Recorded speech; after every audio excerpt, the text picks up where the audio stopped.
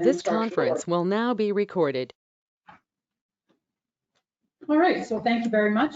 Thank you all for coming. I will repeat, it is now 6 p.m. on Tuesday, September 5th, 2023, and I call this regular meeting of council to order. I respectfully acknowledge that we are meeting on Treaty 1 territory, the traditional lands of the Cree, Oji-Cree, Dakota, and Dene peoples, and the homeland of the Red River Métis. We respect the treaties that were made on these territories. We acknowledge that the harms and mistakes of the past, and we dedicate ourselves to moving forward in partnership with Indigenous and Métis communities in a spirit of reconciliation and collaboration. Introductions around the table on my far left. Ian Jackson. Steve Axley. Lon Turner, CAO. Penny McMorris, Mayor. Erwin Kapka, Councilor. And I'm Councilor Graham Randall. Thank you, gentlemen.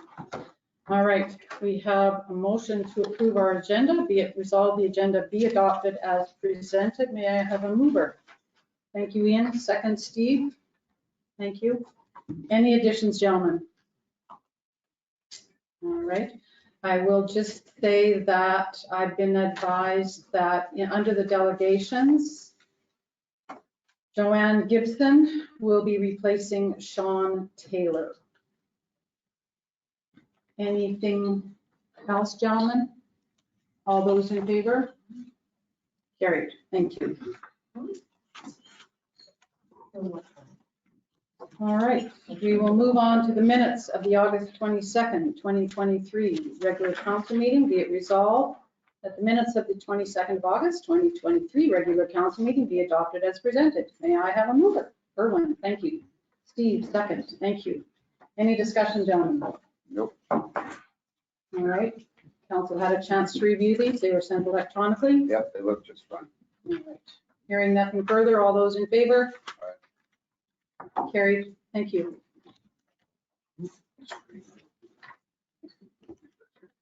Yes. All right, we will move on to delegations. So this evening we have 7 delegations. A reminder to our delegations that you have 10 minutes to speak, please. In fairness to everyone who's here and in fairness to the other delegations, we will let you know when you are close to your 10 minutes. There may be questions or clarification requested from council. And I remind all those in attendance that the delegations are presenting to council and there is no question period for those in attendance. All right, so our first presenter delegate is Andrew Smith. Andrew, would you like to come up to the podium and please use the microphone, sir? Thank you. Got my own timer as well. Awesome. And please use the mic, Andrew, so that the residents can hear you. Thank you.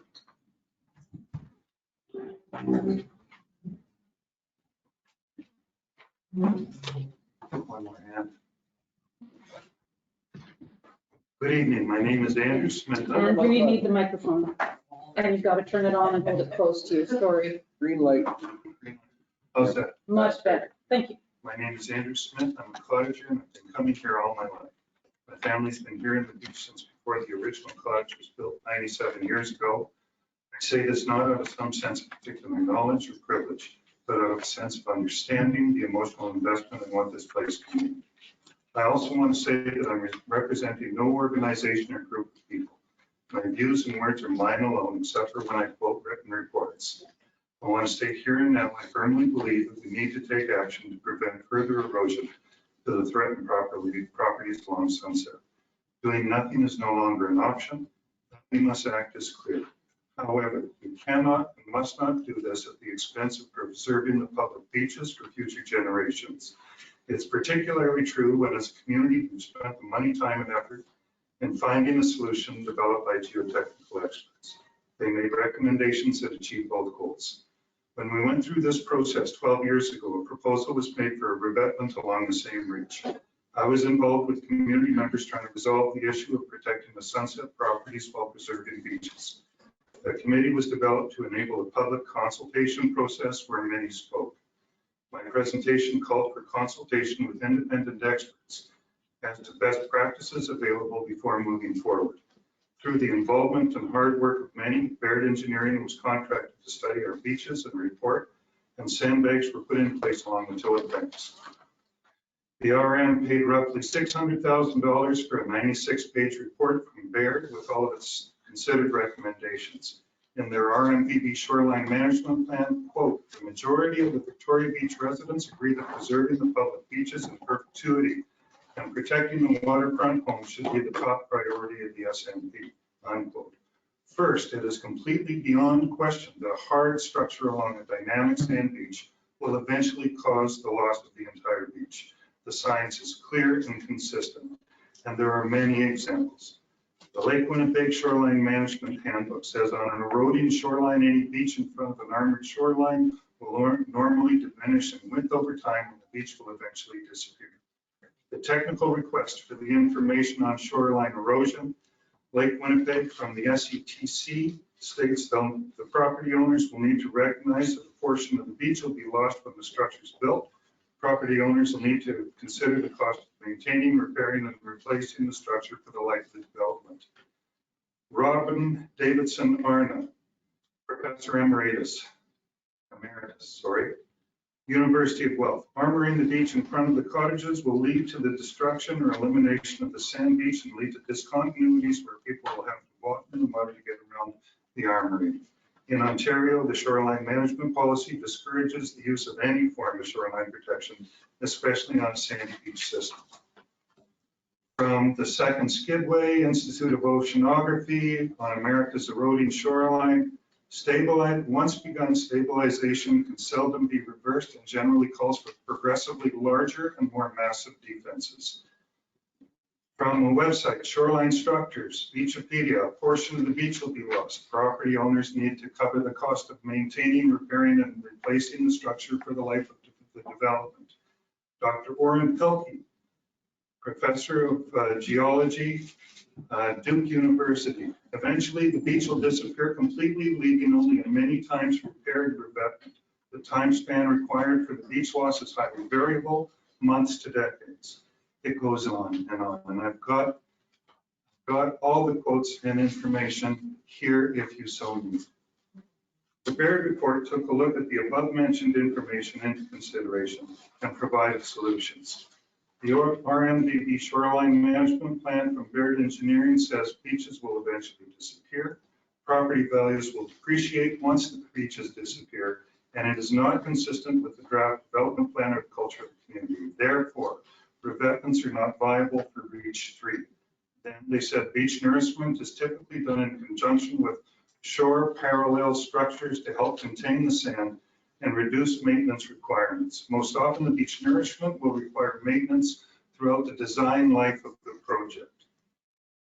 It continued, the options considered all practical possibilities with the primary purpose of not only preserving but enhancing the popular public beaches and protecting the waterfront lots from erosion hazards. In the last council meeting, when the project was presented, Laura Jones and Wolf Craft said that they had taken the Baird report into consideration and developed a plan for this proposed hard-toe structure. I watched the video of the meeting, and at the 103 mark, Wolf Craft related, quote, "This is a good example of a revetment that is not the Cadillac version that an engineering firm would request to give protection in a 1 in 100-year storm.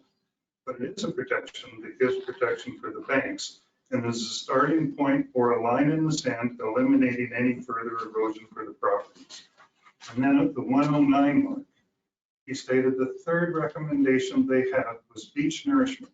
And that had been looked at around 2015, but the cost of doing that was always a possibility down the road. That being said, the project would likely have to be funded by other than the property owners that reside at the beach right now. I don't think they would be willing to take on that part of the project. As this structure is purported to give both immediate and long-term protection to the properties, I had some questions I thought were worthy of consideration. First, long-term maintenance and repairs. According to the Lake Winnipeg Shoreline Management Handbook, quote, "As a simple preliminary guide, a factor of 1.5% of initial capital cost could be used to include repairs and replacement costs in the annual maintenance allowance. It's anticipated the maintenance work would be required periodically, 5 to 10 years on average, and after severe storms. I did a calculation of this at $500 per linear foot times 75-foot frontage times 1.5% equals $562.50 per cottage annually. When a storm event occurs and there is damage to the structure in front of one of the person's properties, is the onus for maintenance and repair on that property owner or the collective 17? Or when one of the 17 decides to sell their property, will there be a legal mechanism for the incoming party that they must agree to for continued maintenance and repairs? Melanie Tooley partially addressed these questions in a recent open letter, and she said that the property owners, quote, are trying to work with the RM on this and have offered to include some maintenance costs in their proposal. The idea of a public-private partnership is being explored whereby cottage owners along King Edward and Alexander beaches could provide a time-bound surety. The surety would be to fund maintenance that could be needed.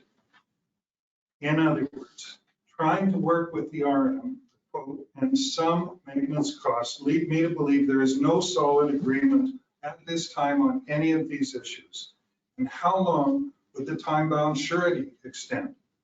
3 of the reports I have quoted above suggest that the property owners should consider being responsible for the quote-unquote life of the development. Shouldn't this be sorted out prior to implementation? To summarize, this plan for a hard toll revetment was not designed by the geotechnical firm that we paid for. Elements of the Baird plan have been taken and incorporated, certainly by Wolfcraft and Laura Jones. I do not deny the hard work that they put into it, nor the integrity they put into their work. While they've built stone revetments in the past, the revetments of the pump house and the one north of King Edward Stairs do not reflect the 2 but equal competing priorities of bank protection and saving the beach in the long term. Melanie Tooley said herself, quote, it's in everyone's best interest that the work be done right. Not only was this plan not designed by Baird, it has not been approved by any geotechnical engineer. How can the municipality enter into an agreement that will commit the taxpayer to maintenance, repairs, and sand replenishment in perpetuity for a structure that hasn't even been designed by, examined by, or given the approval of an independent and experienced geotechnical expert? We've already spent $600,000 for best practices solution. The next summary point is this decision is precedent setting. If this proposal is given the green light as is, we know with certainty that other reaches covered in our municipality will follow. According to Professor Oren Pelkey, quote, a third truth about seawall and revetments is once you start, you can't stop. Once the barn door is opened and the legalities and objections overcome one for seawall, it is politically difficult for a governing body to turn down future requests for similar structures. My last 2 points. Quickly. It is clear if this structure is built, even to the appropriate geotechnical standards, the beach will disappear without regular sand replenishment. One can't be done without the other. In the recent past, cottagers have paid for significant projects such as water treatment plant and the store. Due to the significance of the beaches, cottagers may be willing to help with the cost of sand replenishment, but only if the proposed hard toll revetment passes a geotechnical scrutiny and there is a legal and binding agreement on financial responsibilities and the long-term maintenance and repairs to the structure. Let me state again, I believe action needs to be taken, but is this the right action right now? It's our responsibility for future generations who depend on us to make the right choice. Thank you. Thank you.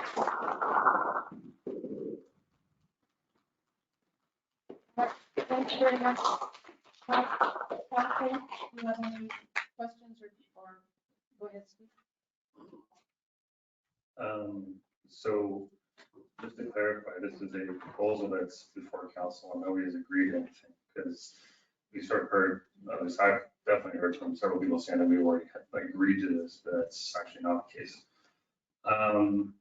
So I just wanted to hit on a few things. The first is that if I understand from your final comments there, that if a geotechnical engineer signed off on everything and to the specifications, effectively what Baird recommended for a tower abandonment, which would be a 3-to-1 slope rather than 2-to-1 slope, then I want to get this clear, are the taxpayers paying for the sand replacement, or are only the shoreline owners paying for the replacement?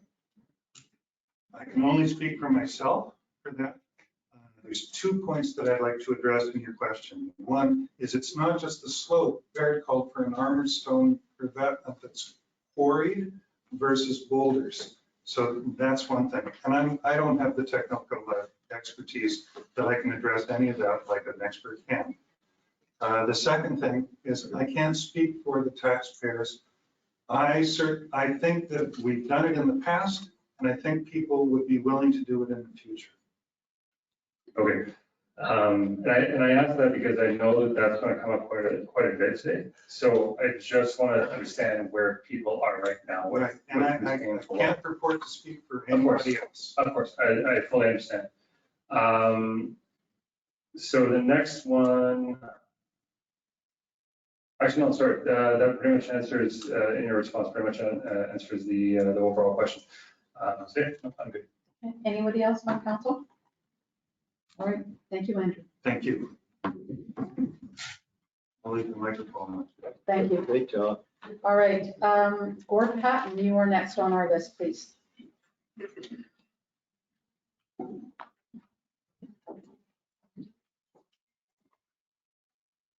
Well, that's tough to follow, actually.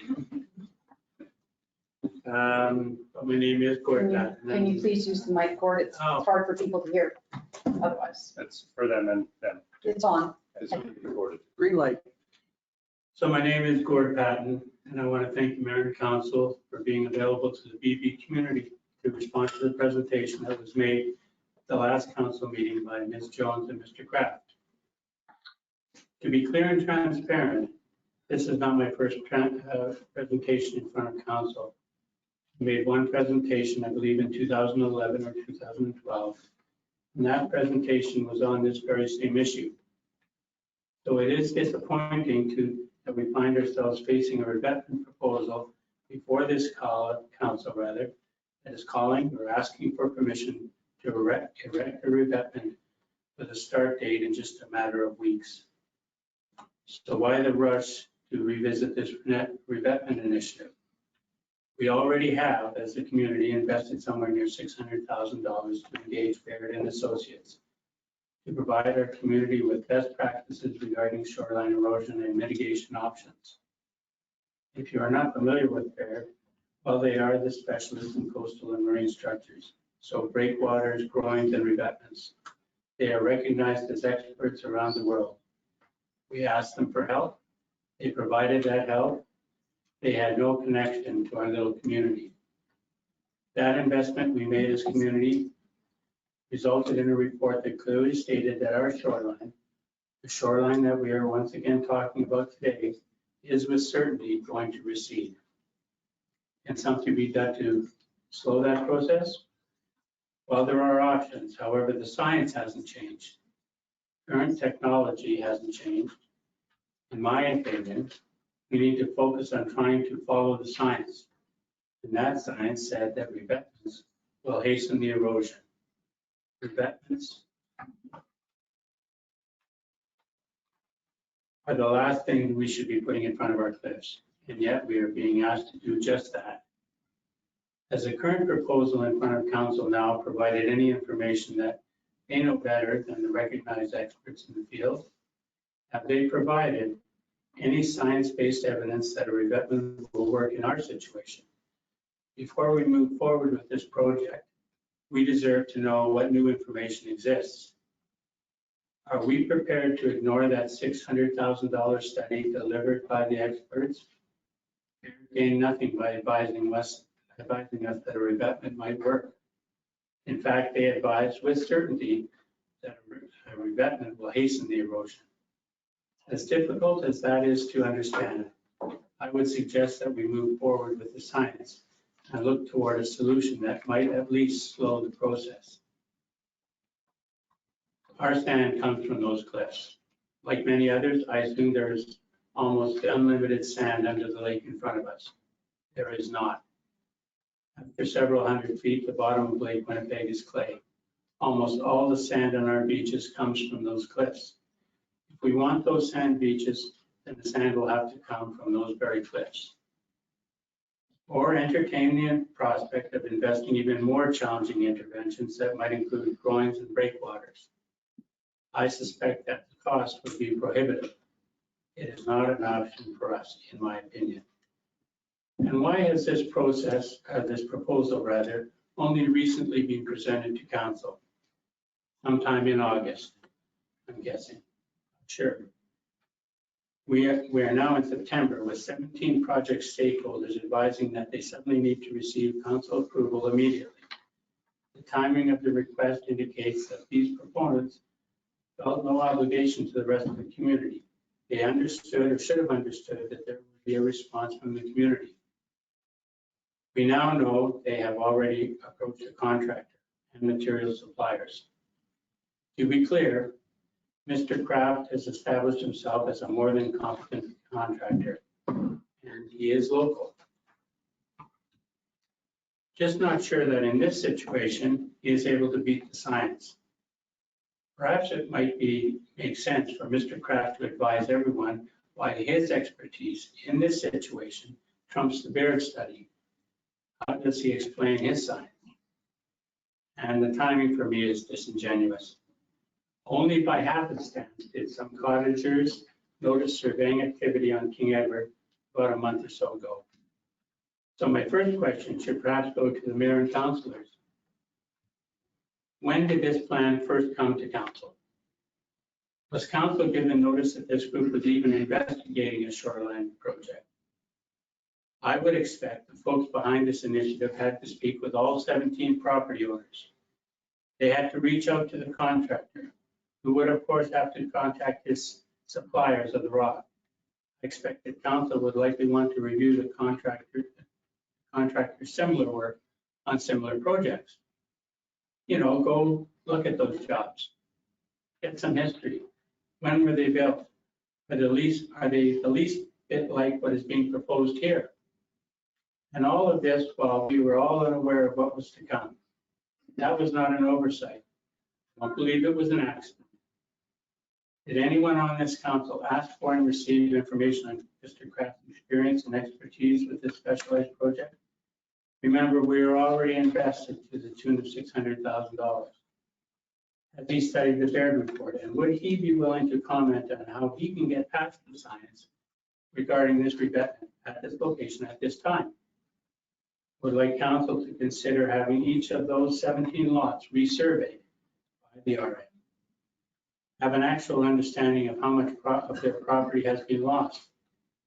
Finally, I would like to see the old sandbags replaced as soon as possible, and then to continue them to replace them as necessary. Thank you. Thank you.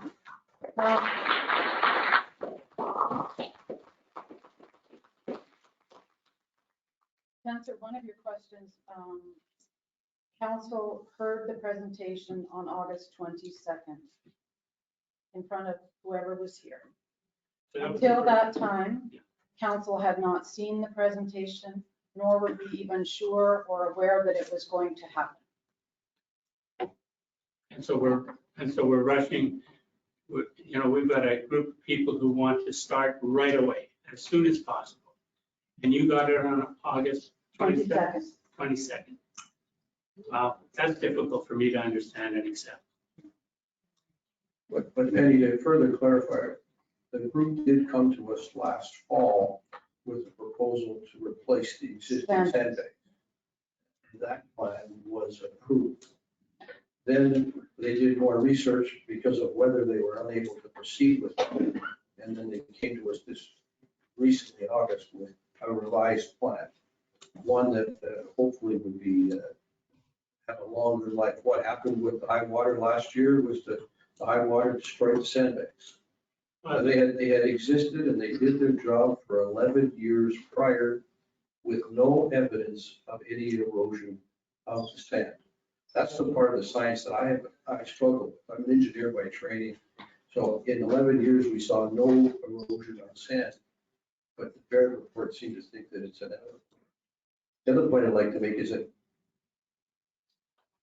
on page 30 of Baird's report, they recommend the beach nourishment with sand, and I totally agree with that, and toe protection from the sandbar. We have a group of people here that are willing to pay for that toe protection. And we're saying to them, no. Now, maybe that's. Excuse me, Exactly. if you want to speak, you can do it outside. Thank you, unless you're a delegation. I think the point you're making is well taken, that perhaps sand refurbishment might be another part of the solution as well. But to say that what's being proposed is contradictory in the Baird report, that's simply not true. Baird recommended the toe protection. Sorry. Can I just respond to that? Certainly, and then Councillor Axford has a question. Okay.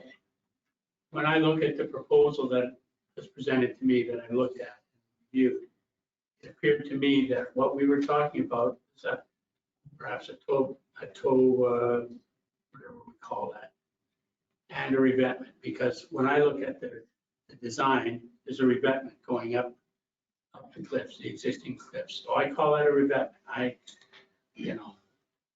don't know if I'm misunderstanding what's being proposed, but it looks to me like it's a scaled down version of a revetment designed to replace the sandbags that didn't last long enough, probably should have been replaced some time ago. Not this year, maybe even not last year. They were, I actually visit Alexander Beach. That's where I lay my towel.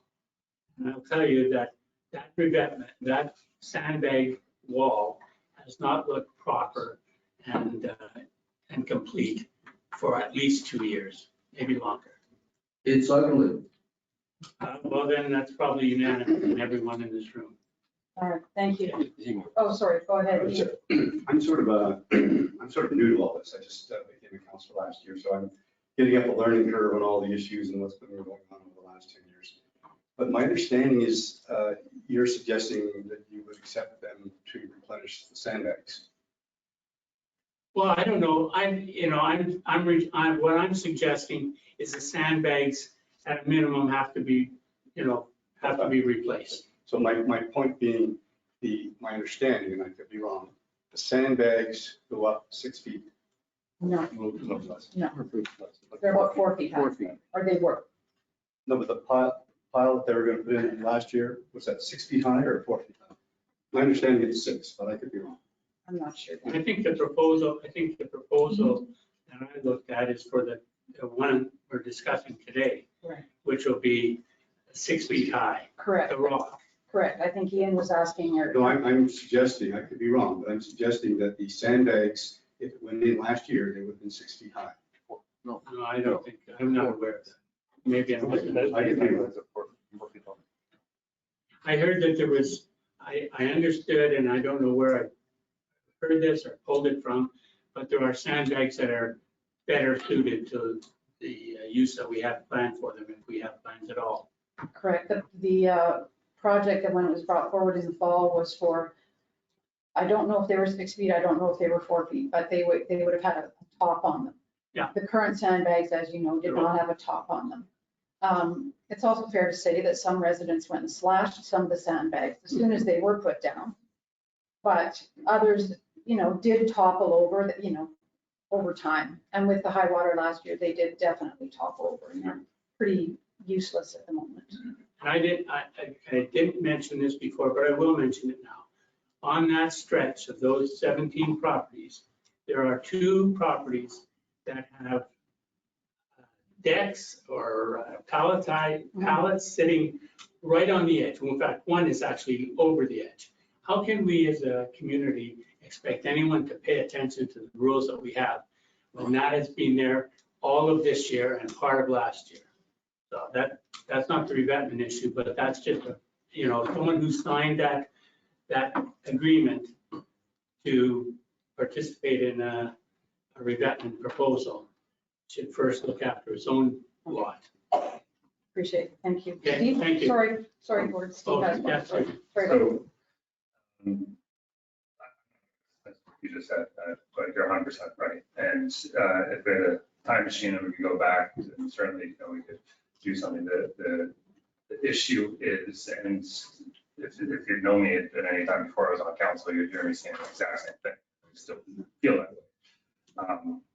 The problem is where we are right now is very soon, that beach is going to start being private. Because the second it starts to move on to private land, your stakes don't move. And I know this is hard for people to understand. Your stakes don't move, and their stakes don't move either. So when that bank starts going back onto private land, that's private beach, whatever their stakes are, they don't move. I know that there's a lot of people on here who for some reason believe that as the bank moves back, their properties get smaller and smaller and smaller. People have tried to argue this, but that's not the way that it works. So I agree with you in terms of structures, in terms of several places that were clear cut. But we need to deal with the here and now. So just answer a couple of your questions. You were questioning why there was 17 owners involved, and one of the things that Baird identified was the areas of which all needed to be done in unison, and that was that's where the crux of the matter. And going back to when all of this first came up, the owners were having a hard time because it's so expensive to get a full revetment up, to pay for one large revetment going along all 17 properties. And unless everybody's on board, it doesn't work. As you pointed out, it speeds the erosion up. But once everybody's on board, you have that protection. And so that is one of those stretches that Baird identified. You'd also mentioned building groins. There actually have been groins on Alexandra. They're destroyed now, but they were there, and it's something that I sort of brought up in one of our conversations that we might want to address later on. But again, separate issue. But revetments, if they are built properly, and 100% with engineering and everything else, but if they are built properly, then they do prevent erosion. So if you look at the Baird report, that is one of the things that they suggest to prevent erosion. There can be a trade-off. And one of the things I would recommend is that everybody here go down to Patricia Beach. Please go down to Patricia Beach, because half of that beach is a revetment. And I keep hearing about King Edward. Sand there right now, but I'll put that to the side. Go to Patricia Beach, look at it. Half of that beach is a revetment, and the beach doesn't go on a slope and then cross and demonstrate that there's a massive that the beach has suddenly disappeared. There's a straight line going across. The only difference is that part of it has a revetment, which is preventing the bank from caving down. And then the other one has been fully left to nature and is being annihilated by wave action, by everything else. And that is the clearest example of a proper event that was built. Now, I wholeheartedly. Excuse me, if you're not going to be respectful, I will close the meeting and leave it only to the delegations. I wholeheartedly agree with the 2-to-1, and that's where some questions need to be answered for sure. But the last point is that one of the things that you asked was why the rush? The reason from the property owners why there's a rush is because if you're going to do this project, it needs to be before or after winter. So if it's before winter, it sort of makes a lot of sense since you're going to see that action in the spring. But again, we have not agreed on anything here. So one last time for everybody who thinks that we've been, colluding with these property owners, nobody's agreed to anything. So, Well, I would just, I'll end, that was 8 minutes or 6 minutes, whatever. I will say this, I agree with almost everything you said, but I will not agree that we should make a rash decision on building a revetment in order to make sure that it's put in urban and rather than explore all the opportunities. We don't need to rush in this. Okay, thank you. Thank you very much, Mr. Patton.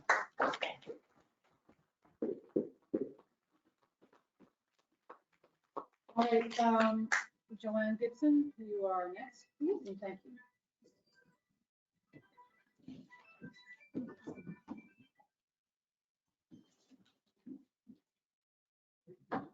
First of all, council and everyone, thank you for letting me take Sean's place. I really appreciate that. And for anybody that saw me bring those cookies in, that's tradition. I've done that for the last 10 years at that last meeting, so I'm not bragging. But I do appreciate the opportunity, and I do thank you for this hard work that you have done on behalf. And I'd also like to clarify one thing. I sent you a letter and I had a typo in it. But I'm preparing the, I do not, like Penny, I do not want history repeating itself. And in that regard, I accidentally forgot the knowledge. So I do not, anyway. I am Joanne Gibson. I have been at Victoria Beach since a child as a renter. My parents rented, and then I'm now a owner, thanks to the help of my grandfather, my husband's grandfather, who's here today. Thank you. I'm gonna go fast because I really need for our community to cooperate together to find a solution. It shouldn't be them versus us, ever. And I have friends in both, areas, as all of us do. And I think we are dealing with two fears right now.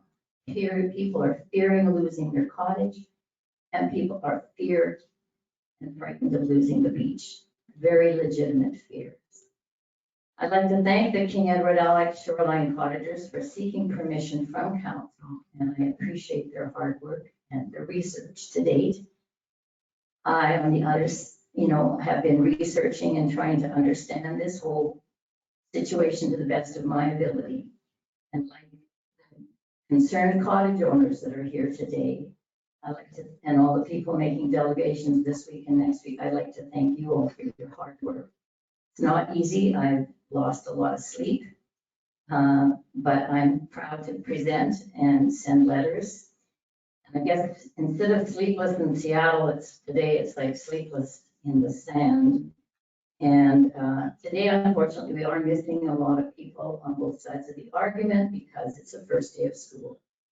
And I know next week you will hear some awesome presentations from Kathy McKibben and Jennifer Emmerich, who is a school teacher. And you can't be here today when you're a school teacher. Okay, points to consider. Really, really important that we find our community solutions cooperatively, that we work together. I didn't work really hard on BB the musical, not to bring people together, where we had everybody in the community together. Great memory. It's really, really important that we attack this in this way. My questions are, why have the community solutions documents been removed from the website? We have a lot of history that many of you know that Kathy McKibben will be able to give you next week, and also Jennifer, because they were on all of these committees for years, and Penny as well. So I guess my question is, I did find I'm looking for missing documents that have been removed from the website, and I managed to Google the SETC, the Shoreline Erosion Technical Committee information, and I finally got copies through different people of the VP Advisory, Shoreline and Beach Management groups. So have been my next question: why has it been disbanded?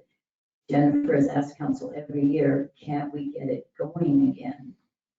So these things are our history, and we need to recognize the hard work that existed before today. And again, the other ones that I finally got to look at briefly is VB detailed design and community perspectives, community solutions. So working as a community did begin right after the bomb, which I think is 2010. At any rate, I think we need to educate our community. We need to bring that group, the VB Advisory Shoreline and Beach Management Committee, back. It did meet for several years yearly. And we need to know and be educated by what they did discuss and how far they got in this. Two factors we're up against our lake, and we're up against humans behaving either ignorantly or definitely blatantly, their behavior sometimes. Anyone who has, I always knew you shouldn't clear cut your view. And I knew that private stairs, as much as sometimes I appreciated them, that they do, stairs are, cause erosion, but we need to get down to our beach. Climbing the banks is often ignored. I see signs and I see people climbing, and I don't want to be the policeman on the beach. I try to do it very nicely. I'll tell you some stories, but at any rate, the building permits aren't always ignored. And we need greater enforcement and fines for these rule breakers. And I have a fear of any of the concerned cottagers on the shoreline acting alone. Any of us, no matter whether we're on the shoreline or we're way up in 4th Avenue where I am, we need to realize that any building we do affects our neighbors beside us, in front of us, and behind us. And, we want to work together and not in conflict. And our decision coming up, that council will help us make for us or send us into the future, is a future precedent for all of our beaches, not just King Edward and Alex. Right now, they're the lowest, so we're kind of nervous for them. We have been very, very blessed to live here because we have world-class beaches. And I'm sorry, our sand is better than Hawaii. Hawaii has done a lot of sand replacement, and if we can do any sand replacement using our sand that we can find elsewhere, there is. But we have been so lucky for so many generations to have that sand. There's nothing like it. We must follow the science, as Gord has said, and Andrew has said.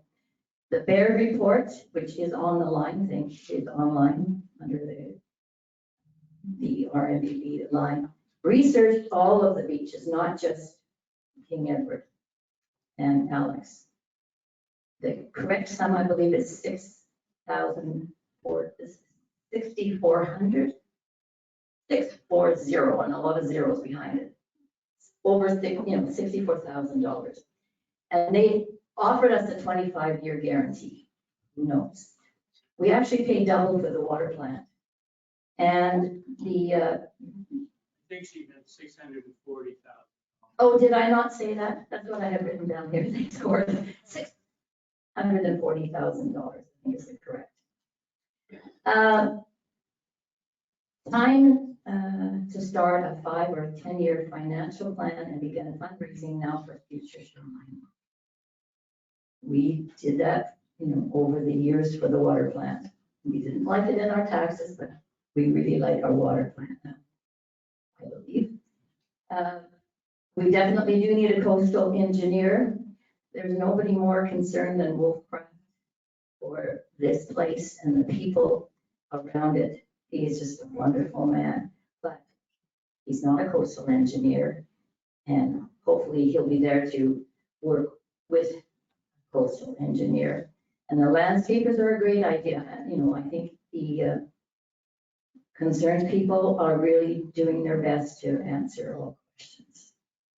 Sand does come from the banks. I'm repeating this, not the lake, not high lakes. One of our counselors went out on a boat, and she'll tell you about it next week, with Baird, with buckets, and they to find out what sand was in the water. It's sand for a little bit, then it turns to clay, and then it turns to mud, and they pulled it up in buckets. And so she saw that firsthand, and I'm kind of stealing her thunder here, but I want to make sure you hear that. And wind damage has not really been considered right now. And I have been to Matlock, and I know some people, their cottages were frontline on Matlock. They've now moved to Fifth Avenue here because they were tired of all of the replacement. That revetment that was put on Matlock completely destroyed the beach. They have to make docks out to get to the water. And there's absolutely no sand. That's really sad. And that's, I saw that revetment come up because one of my friends was a shoreline cottage owner there. So I also fear when you talk about mistakes and loss of beach access, that's, I may not be able to walk along part of King Edward or Alex because we no longer own that little bit of sand and people could block us. This has happened in other areas of the beach. That's a big concern I just learned about today. Joanne, your 10 minutes is pretty much up. Yes, okay. Thank you. Wrap it up. All right. Thank you very much. No, you can. No, okay. wrap it up. I'll just, I said if time, I'll tell. The other day I was out on Patricia Beach and two little children were playing, going up and down the sandbanks. They didn't know. And I looked above and there was a huge rock. So I went over to the two little girls in my teacher voice and said, please, you can play about here, but look at that rock up there. And I said, look at the rock down here. Do you want that to fall on you? And they went, and their moms, two moms came up to me afterward, wanting to know what I said to their children. And they said, thank you. We're renters. We didn't know. Cottage owners, we need to make sure our renters know our regulations. And the next day, and I had seen a party use a rope to go down to the beach. And the party was about 12 people, all carrying lawn chairs, and I'm watching the sand go down. Maybe we want that. Maybe we want them to give us the sand. I don't know, but if I was that cottage owner, I'd be concerned. But at any rate, I went to the gentleman and there was a little boy going up and down the road, no parents the next day. I didn't want to interrupt that party. There was too many of them and I'm little. But that I talked to the little boy and said the same thing, just play here, it's going to be safer. And the dad did come and asked me what I was talking about, and I explained. And he said, oh, well, we checked all along the shoreline to make sure it was safe. And because he said, I'm a renter. He told me he was a renter. Don't know. But interestingly enough, I showed him the rock that had come down the day after. I warned those little kids. They would have been killed had that rock come down. And I'm sure many of you know that there was an incident on the sand cliffs many years ago. And luckily those children were rescued. Mhm. Thank you. Thanks so much, Joanne. Any questions for Joanne? Thank you. Thank you. Next up is Linda Cleaver, please.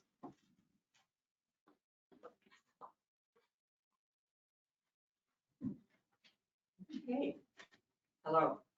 Madam Mayor, councilors, and fellow BBers. The proposal for a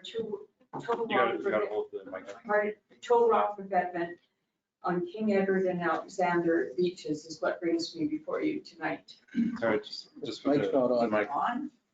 There's a little light there. and- Is it green? Yeah, and you have to hold it pretty close to your mouth. Okay, maybe that's better. All right. Okay, so it's the tow rock revetment that brings me here tonight. I want to begin by acknowledging the shoreline properties owners' concerns about protecting their lands and investments. I get it. I would want that too. The remainder of Victoria Beach property owners also have a vested interest in protecting our beaches. Our fabulous beaches play a significant role in the maintaining of our property values. After the last weather bomb of 2010 and subsequent requests from these same shoreline properties to allow revetments, approval was given for sandbags. Although this met with some dissension, they have proved effective and would likely continue to have been if proper maintenance had been done. The much talked about Baird report was commissioned by the council of the day. Incidentally, the Baird report states that if a tow rock revetment is used on these dynamic beaches, sand replacement must be done if we'll scour our beaches. After receiving the Baird report, nothing has been done, not by any council since, and not by the property owners. The time that the sandbags were in place and effective should have been used to look into the findings of the Baird report and begin planning and budgeting. Property owners should have planted appropriate vegetation to add another layer of protection for their lands. This inertia is what brings us where we are today. At the previous council meeting, our mayor made reference to protecting shoreline property, protected our tax revenues. Well, in my opinion, protecting our beaches does as well, and to an even greater extent. And I might add, in fact, I'm sure Penny agrees. So how do we collectively and collaboratively do that? We turn to the sciences. I, for one, favor the replacement of the sandbags along with the planting of appropriate vegetation and a proactive maintenance program, which over time will include sand nourishment. Who should be responsible for this maintenance? In my opinion, it should be the RM. One, because as I have said, we all have a vested interest in maintaining our beaches and keeping them the beautiful asset they are today. The RM would have control. Important, I think, as we move forward. As I've said, let's look to the sciences. What is a tow rock revetment? Revetments are sloping structures placed on banks or cliffs in such a way as to absorb the energy of the incoming water. The placement, size, and slope of the rocks is critical in building a successful structure. How are they constructed? I'm not going to go into all of the steps required, but just the initial to provide some context for this massive undertaking. This is what I found on the net. Step one is to excavate above and below the desired slope angle. The excavated profile should be up to 8 feet below water level. Then back up the structure. The slope generally is 2.5 horizontal feet for every vertical foot, with a 3-to-1 ratio being optimal. As the greater the slope, the gentler the slope, the better. The proposal doesn't appear to follow these guidelines, as we are told the slope will be 12 feet and not the 15 to 18 feet recommended. Now comes the placing of the foundation blocks, which should be placed up to 8 feet underwater and can weigh 4 to 6 tons. They are the anchor for the entire slope of rock revetment, allowing the rest of the structure to be built behind it. The current proposal allows for the foundation blocks to be placed 2 feet down and appear to be much smaller than the protocols I read should be used, and would most assuredly result in the structure being undercut by the water and rocks scattered through our beaches. Science says they will destroy our beaches. Why are they to be built so big and deep? To guard against undercutting by the incoming water, not deep enough, and the water will undercut the structure, pulling it down and scattering rock on our beaches. Undercutting and scouring of our beaches are a very negative byproduct of rock revetment.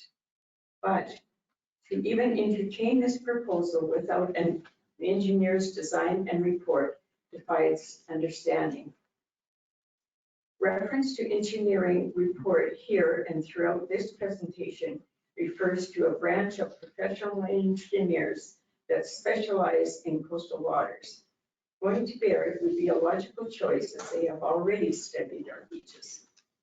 At the last council meeting, when asked, Mr. Kraft stated that they had not received an engineering design or report, nor did they intend to. I appreciate that Mr. Kraft is an experienced and respected local contractor, but for council to allow this proposal to progress this far without one is astonishing. Through our RM, any build over 300 square feet requires an engineering stamp, including a ground level depth. I believe I could safely design and build one of those. But this structure, which is 8 feet by 12 feet by 1,275 feet, using the information provided, does not. Such an omission is puzzling and alarming. I urge council to put on the brakes now. Any proposal for a rock revetment should require an engineering design and stamp. The shoreline property owners have offered to fund this undertaking. However, council needs to not be influenced or overwhelmed by this offer. Council has been charged with acting in the best interests of the RM as a whole. Science speaks out against the rock revetment, especially without its partner, sand replenishment. Any form of revetment, well, I believe, will result in the loss of sand and beaches. Sandbags and planting appropriate vegetation is the least menacing. If we look at King Edward Beach today, we will see a flattening. Toll rock revetment would accelerate this process. There has been effect, Erwin, from the sandbags on the beach. One more brief point. This year, our lake level is very low and we have lovely big beaches. This is not always the case. Think back to last year. The allowable range for our lake is 711 to 715 feet. In July 2022, levels were the highest since the regulation project was completed in 1976. They were 717.5 feet. While I have been unable to get the exact levels for this July, I would hazard a guess that they are near or below the 711 foot mark. I'm not an engineer, nor do I propose to be an expert. However, through online reading and the Baird report, it became apparent to me that this proposal needs to have an engineer's design report and stamp.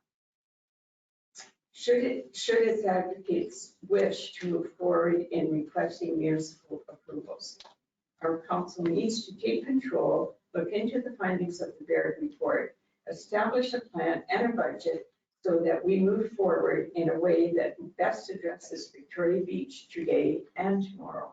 It is not the time to turn matters over to a subset community.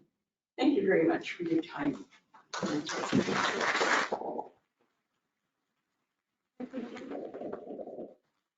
Council have any comments or questions for Ms. None? Well done. Thank you. Joe, sorry. Did you have a story with that? Stephen. Sorry.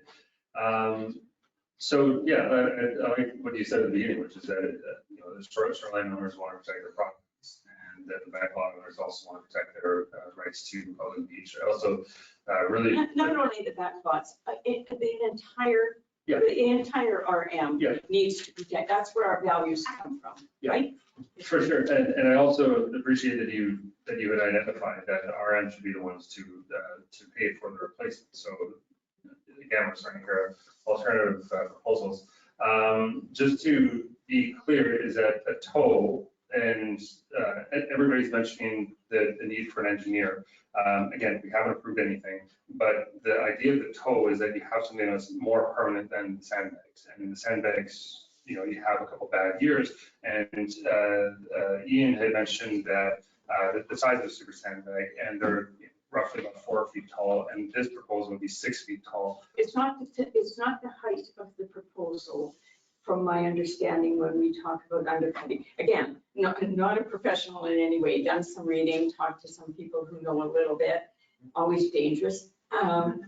But it's, when I say that when they excavate for a tow rock revetment, like what is known as a tow rock revetment, they go down as much as 8 feet below the water. Why? Because our water comes up, we've all seen it, it comes up and it underscores and it underscores. Over time, if this isn't built according to the threats that our lake and that beach presents, it will underscore it, it will bring that whole structure down. I'm not even saying that this is not correct. I'm saying they haven't got the professional engineering look at it. That's what makes me, I mean, I don't really want it, okay, that's a whole other matter. But this, I think, they don't have the engineering expertise to say that this is not going to come down in 3 years or 2 years or 5 years. I don't want that. I don't think any of us do. For sure. So I just want to clarify. So what you're proposing is that we need, or what they need, because again, this is just simply a proposal that we just received, right? And just like any other proposal, like, you know, you have to go through your permits and everything else. So what you're proposing is that we get an engineered solution that has the proper depth and everything else. If they want to proceed with the rock revetment, that's what I feel, that they need to get a proper, like a professional engineer, that this is their field of expertise. And they say, okay, in our case, I'm going to arbitrarily say, Yes. you need to go down 4 feet because of the lake, and you need to do this. That's a whole other matter, right? Provided with engineers. I guess my purpose tonight is to stop this action from going forward. This particular action that I don't think has been thought out enough to satisfy the community.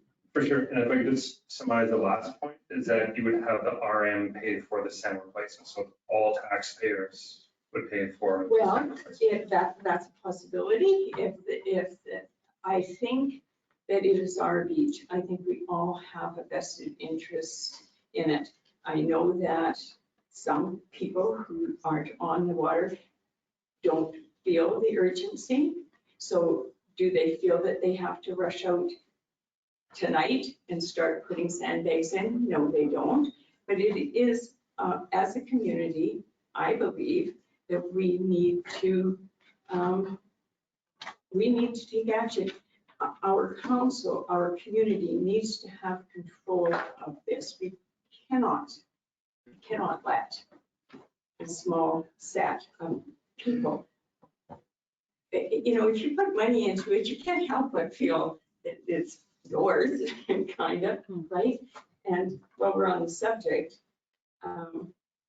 you know, yes, if the banks have loaded into their property that foot or 3 feet, whatever happened over like the bomb, yes, that would be theirs. And yes, they could forbid me from walking on their property, indeed.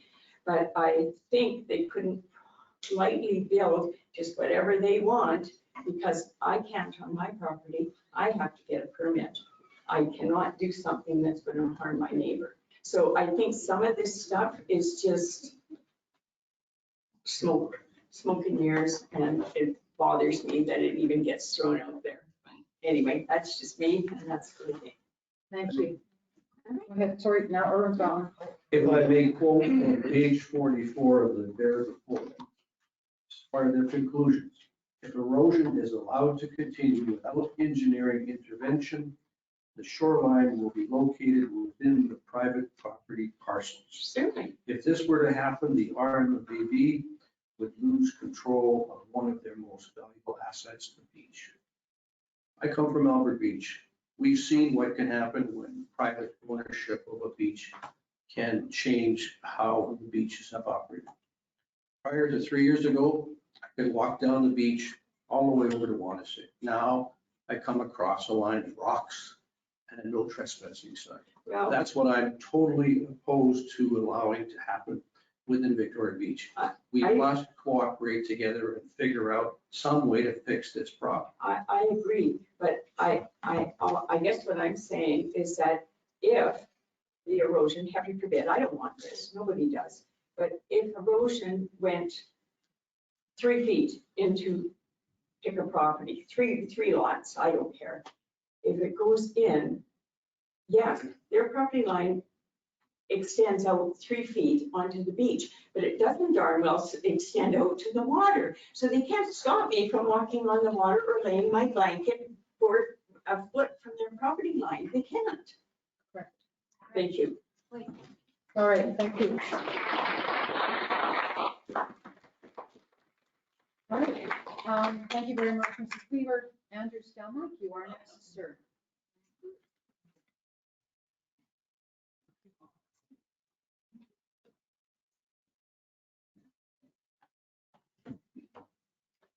Good evening, council. Good evening. My name is Andrew Stelmack, and our family has had a cottage in Victoria Beach for over 100 years. The beautiful sandy beaches were the lure back then for my ancestors, and they still are for us today. Few communities in the world are blessed with such jewels of beaches as we are. Make no mistake, the proposed King Edward revetment is likely one of the biggest decisions that you five will ever make. It cannot be taken lightly, nor with haste, and I applaud council for not jumping to quick decisions at the last meeting. Hopefully, you will weigh the road ahead cautiously, slowly, methodically, making sure you absolutely get your decisions right. One of the most important things that I want to share is that I strongly believe the community is and has been sympathetic to the shoreline owners' fears. I want to say personally that I hear you, I see you, and I understand your need. I want to make friends in this community, not enemies. I want people to get along and work together. Think of each other rather than just ourselves, as is happening more and more in today's society. It's why many people like me opened our hearts and our minds in 2010 and agreed to let the compromise sandbag solution take place. We must not forget in all these discussions that the sandbags in 2010 were a compromise. They were by no means perfect and were begrudgingly allowed by many because everyone knew the damage that they could do, what the science tells us. But in an effort of compromise, a chance to try them was given. Luckily for all, it worked for a decade. Our mayor, Penny McMorris, mentioned at the last council meeting, she never wanted to have to go back to the horrible community division we encountered years ago, nor do any of us. However, I fear that if this revetment goes forward as proposed, it will make the last division look like a gentle spat. Just imagine the outcry if King Edward Beach is lost because this rock revetment is put in place without any of the necessary parallel actions to accompany it. I hope council thinks hard about opening this Pandora's box. At the last council meeting, our mayor said that she was anti-revetment in 2010, but has since changed her mind. Fair enough, opinions change. But you see, the problem we have here is that the science has not changed. And in the last decade, it has been proven before our very own eyes, on our very own beaches, to be true. So for many of us, our position has not changed. So here we are, two sides, both with different outlooks, different priorities to preserve. What do? How do we find the middle ground? I think the best place to start is asking one important question. Why are we not simply replacing the sandbags? They worked for a decade. We do know what the sandbags will do. In fact, the presenter at the last delegation said, and I quote, "The volume of sand increased.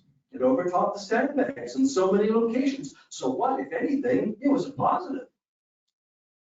What we do not know is how bad the stone toe revetment will impact the beach. But we know it will be bad. It will be very, very bad because the science is irrefutable. I would like to remind this council of the resounding conclusions that Mr. Zuzek gave from there at his community meeting to the community on July 23rd, 2012. The meeting where Mr. Zuzek said to start the evening, "We there are here to try and remove the emotion and focus on the science." In his company's independent and unbiased opinion, he stated, 1, revetments in front of the sand beach will ultimately destroy the beaches in front of them.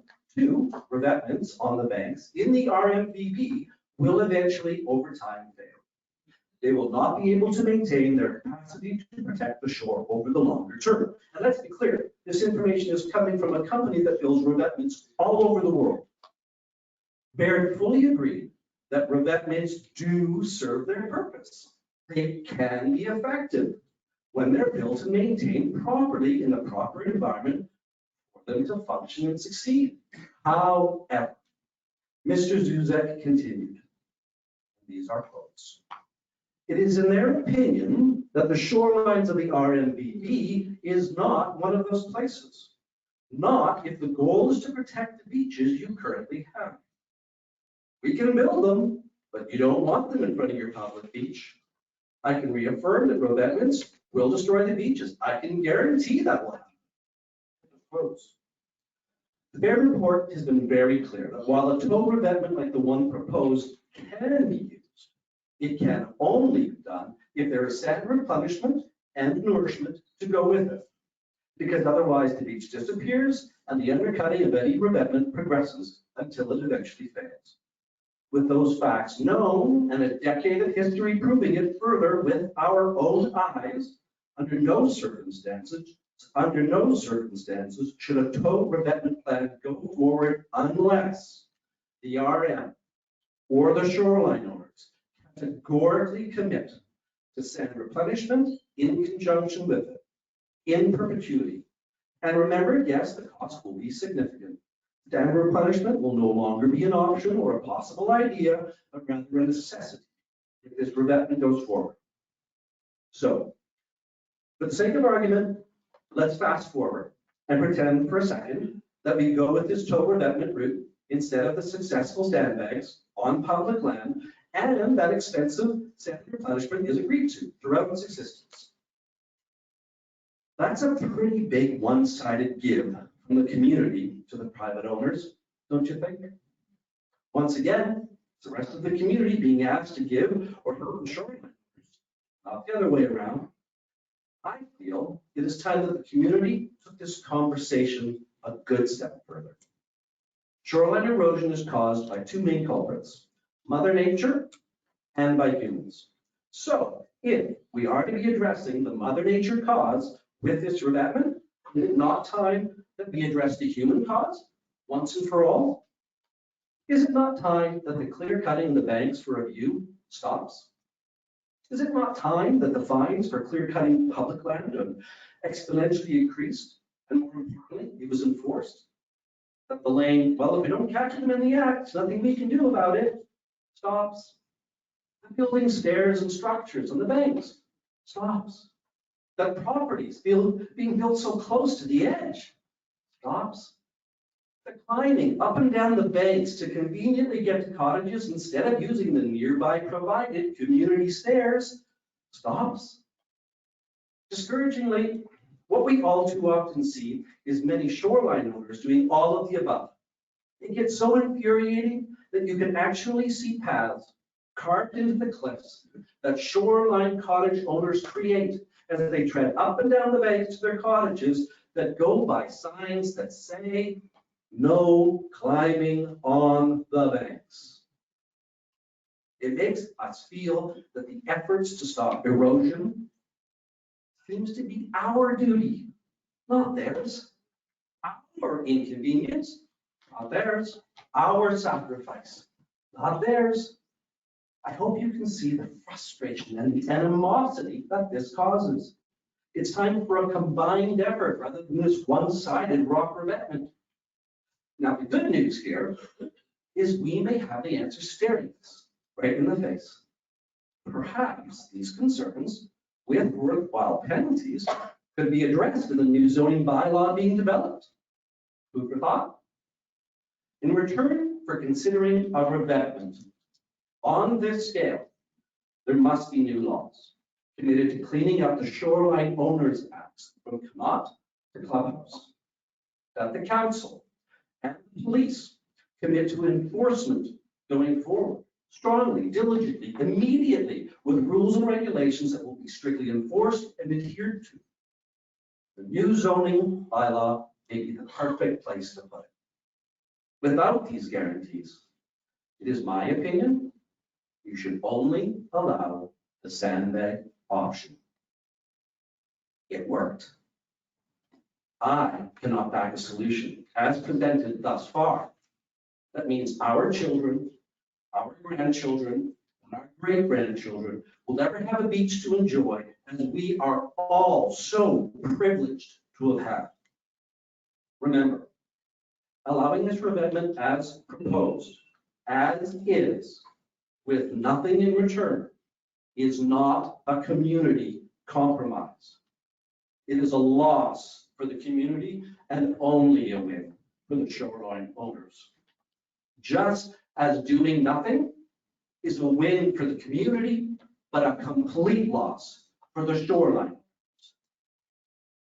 Win-win should be this council's objective.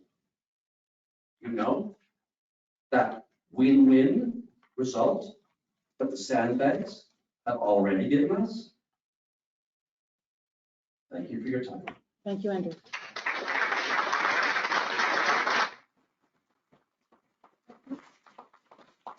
Thank you, Andrew.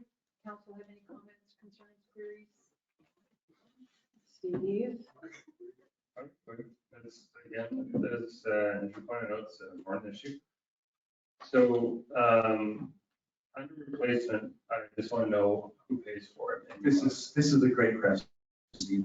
First off, if sand replacement occurs, which absolutely must happen if the proposal in front of you goes forward, we have to know the costs. We can't make a decision without costs. But what shocks me a bit, that you have said and Urban has said as well, that the King Edward sandbags didn't do any damage. And you said that the Arthur revetment really hasn't damaged Patricia. That it's actually doing a good job with its, as it falls apart. If I'm able to show both of you photographic evidence of the devastation that the sandbags caused and the Arthur revetment caused, and cannot revetment has and is causing, I hope you will all go on the record and stop saying that these are not doing damage. Because they're doing big damage and they've done big damage. So if I may, I have pictures here from Patricia. Great. The one that you just said is falling apart. I don't see any failure of the revetment. So you think that In fact, what I do see is a bunch of vegetation and trees specifically growing in this revetment as it was designed to do. all of it, that's how it was designed to do. Because in all the drawings, and anybody who talks about building a revetment, it is supposed to be a solid, compact defense to that base. Only when it started to fall apart, only when it started to collapse, did all of the growth, did all of what you're talking about happen. And we're lucky it's happening, because at least now some sand is coming back. That revetment is not the solid structure that was put in 10 years ago, Steve. Okay, can you show me what the failure is? Because I don't see any. The fact, you go look at the pictures when it first went in and see how now it's slumping down and see where's all the vegetation that they planted, because that's what they wanted. Okay. So, I just wanted to respond to your suggestion that we're protecting the shoreline owners. We're also trying to protect the community. No, I didn't say that anywhere in my notes. You did insinuate it pretty strong. I said we have to protect them. But I'm just saying, don't put words in my mouth, that's not what I said. You talked about a To win-win. be clear. Yeah, a win-win, I want both sides to have a win. Yeah, to be clear, we're also trying to protect like the beach, again, from becoming private, which it will do over time if we do nothing. Although that argument clearly, as we all know, is up for debate. Okay, so I would suggest that given this presentation, and we've also heard a couple others, saying that the sandbags are superior to a revetment, which was their suggestion, is that the tow would be one of the better solutions. And we go over to Baird, as we've already reached out to, and ask if sandbags are superior to a tow revetment with replacement. There's absolutely no mention of sandbags in any of the Baird report. Yeah, I think it was a compromise solution, was it not? It wasn't in 2010, but it. No, but when the fight ensued and the end, we didn't want the stone, so this was well, let's try this. It was quote unquote temporary, but Yeah. it lasted 10 years. It lasted close to 10 years, and it was paid for by the property owners, and it was permitted by Crown Lands Branch. I found some documentation from 2015 that was sent by Baird in my long old files. For armor stone revetment, bedding stone, core and erosion stone, don't ask me what all of these are, drainage stone, geotextile, slope fill, final stone course, 25 to 75 millimeter crushed stone, and excavation for this one reach, this specific reach, was $902,000 in 2015. Landscaping was an additional $140,000. Mobilization and demobilization was $105,000. Contingency was $230,000, and an engineering construction review was $91,000, bringing the total for this project to $1,470,000 in 2015. Pardon me. So I have no idea what any or all of or part of this would cost in today's dollars. I do know that when Baird was here, and we were working with Baird, they had the sand tested in our borrow pit on Highway 504, and it was a very good or excellent match to our sand. So there is local sand that could be used for replenishment. The cost of getting it there also has to be factored in. How much you need has to be factored in. So all of that still is to be determined. We don't have all of the answers because we haven't approved anything yet. Absolutely, and I appreciate that position 100%. What I'm merely saying is that until we do in fact know what that's going to entail, and until we do in fact have some sort of fiscal cost that we can apply to it, under no circumstances can you say, we don't even know if we can afford it or not. But we know if we allow this for abandonment, we have no choice but to do it, or we are willingly giving up the beach. So that, the answers to everything you just said are something that we need to know before this thing can even be looked at. Because we know the causation effects of this type of revetment in Victoria Beach on our dynamic beaches, which are unique. Garrett was very clear about it. All right. Well, just to be clear, we haven't said it's this or nothing else. Oh, no, absolutely. That's why I'm here today saying, please, let's do it. Okay, gentlemen, let's take it down a notch. Thank you. Thank you very much, Andrew, for your presentation.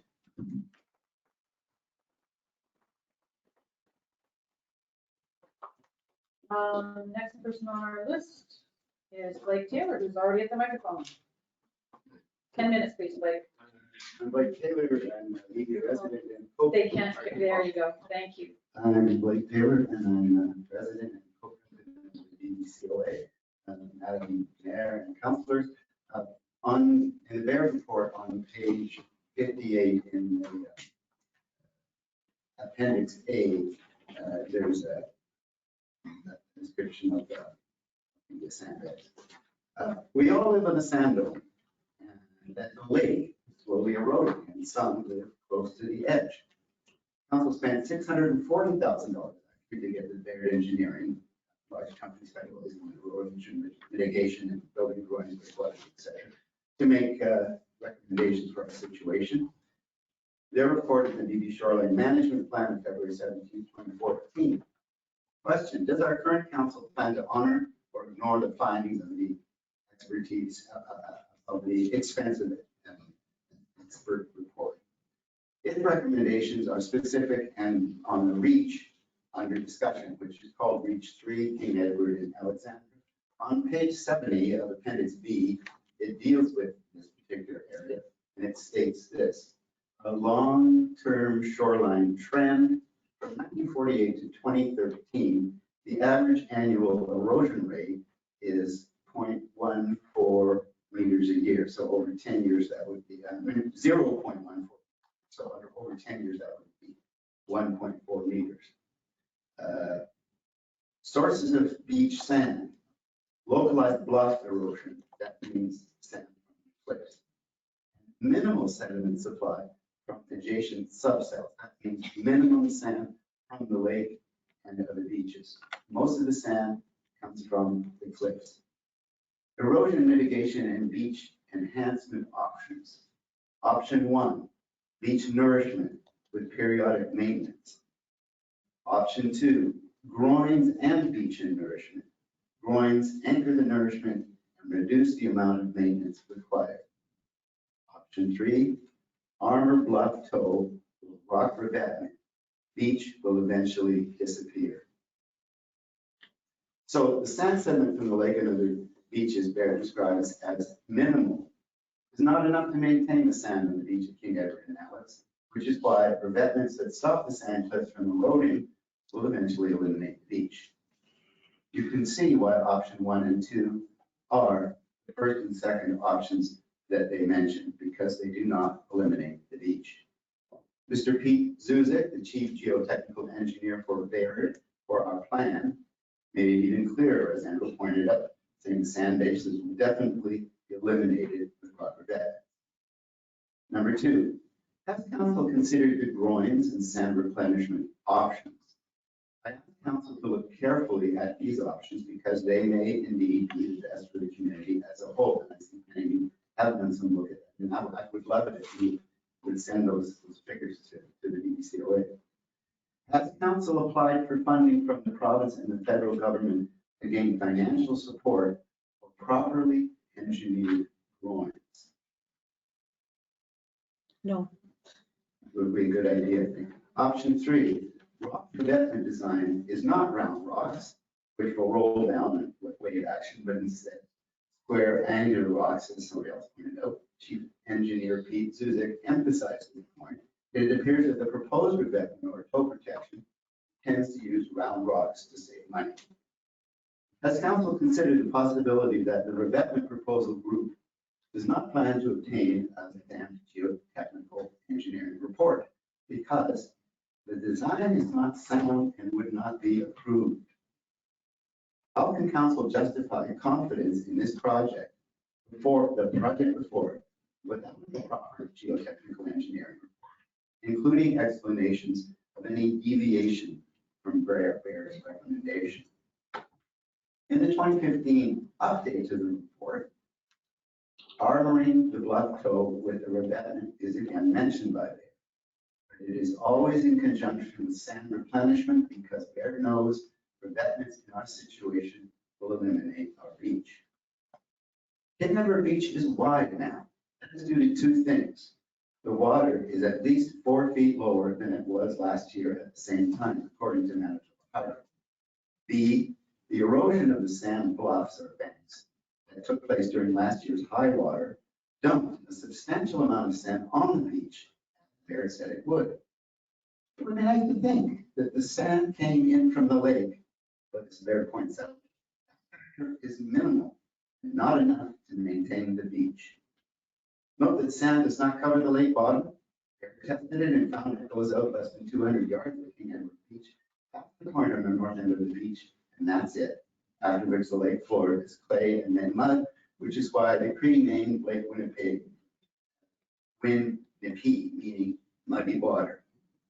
Further, if you look at King Edward Beach, you can see that the sections where the sandbags held indeed supported the banks.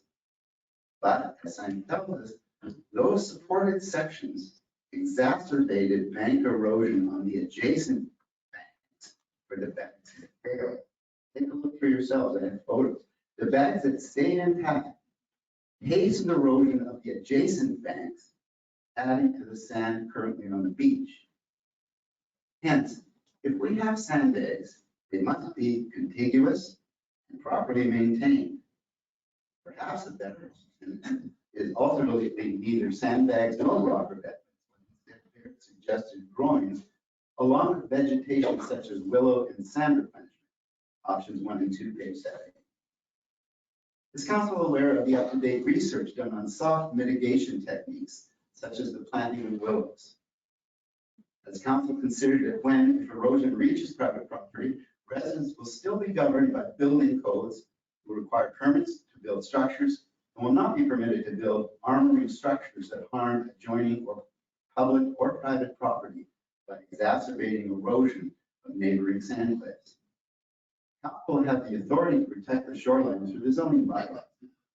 The bylaws allow for council to require not just a fine, but replacement of vegetation and removal of structures at the owner's expense, and if necessary, to collect the fees by tax bill. Has council inspected the cliffs on the long beach on the west side of Elk Island towards the north end, where the natural vegetation has been the erosion mitigation strategy? If so, would you say that it has fared better or worse than our beaches? Why has council not reconvened the Victoria Beach Shoreline and Beach Management Advisory Committee? Was it ever formally shut down? Under the circumstances that the issue of revetments has arisen again, do you think that it would be safer, that it would be useful for the committee to be recalled from its hiatus? Would it not be reassuring for council to have such a research and consultative body to assist and support council in its deliberations? And would that not argue in favor of due diligence? Has council looked at Nanook across the lake and the role revetments played in eliminating its beach? Has council considered that the revetment tow protection proposal represents a priority to a subset of families of the VRA community? And those families are important. That's the almost 700 families in the VRA community that place a very high priority on preserving the public sand beach. Please consult the entire community. Some suggested that council and the RM might be sued for not allowing a structure that would slow down erosion of the bluffs before reaching private property. Has council considered that the large majority of the community might sue the council and the RM for allowing a structure that they know, according to the expert report commissioned by the RMBB, will destroy the public sand beach? The revetment presenters indicated that they will pay the revetment. And the BEAR report indicates that sand replenishment will be required in perpetuity if a revetment is built. The beach will disappear. Has council considered asking 17 families if they're prepared to commit to taking on the responsibility of sand replenishment as part of the cost of the revetment proposed? Mr. Kraft indicates not. Has council considered that improved sandbags would be a huge concession to the lakefront owners from the majority, whose prime concern is to preserve the sand beach? Still, it's a good idea. Has council considered that if a section of bluff erodes onto private property, only that section B is within the survey property line becomes private? Does it really give that resident riparian rights as has been claimed? Can't get the things get smaller. Okay, well, I guess I just have to wrap it up because I can't read the rest of it. But anyway, the main thing is, please do careful consultation with the entire community. This is such a huge decision that will have long-term effects throughout the entire municipality. Thanks. Thank you.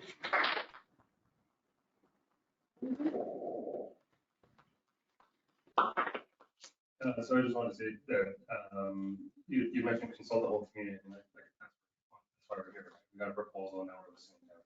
So, again, nobody's made any decisions about this. I just keep repeating that because it's though everybody thinks we have.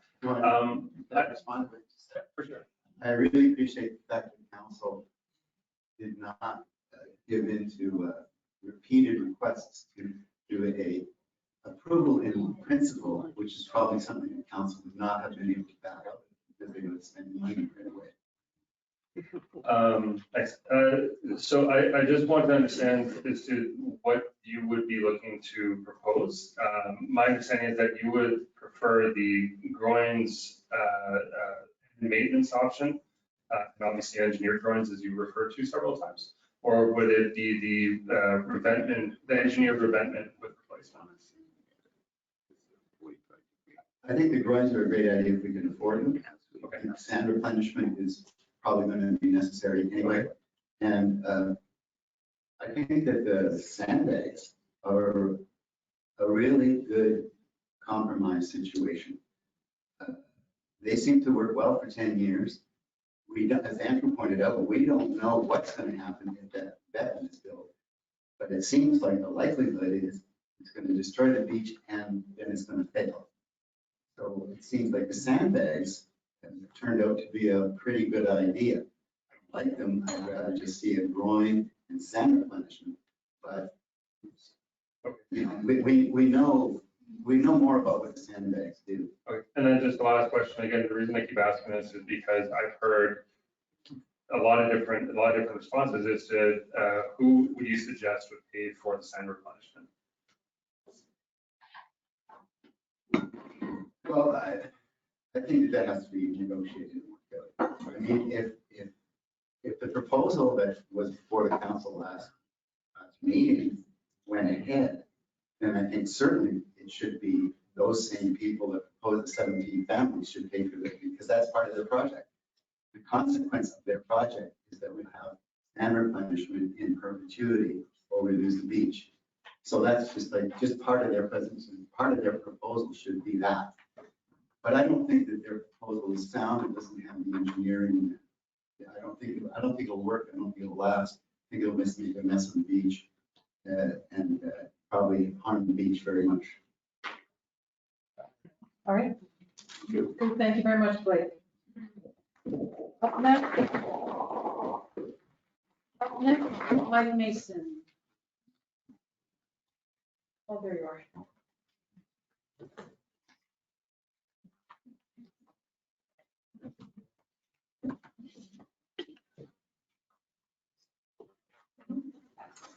I think I'm the last presenter tonight, so I'm going to try to make my remarks relatively brief, but I think a lot of my friends, my neighbors have certainly brought up many very important points that I'm likely going to reiterate a little bit. To start off with, thank you to council for your time and for listening to all the presentations. My name is Mike Mason. I'm an active beachgoer. My family sits on King Edward Beach daily. We take in the sunsets on Alexander Beach nightly. And like many families, this has been our tradition for decades. My family would be directly impacted by any negative changes to King Edward and Alexander beaches, but this is not about me. This is not about any individual property owner.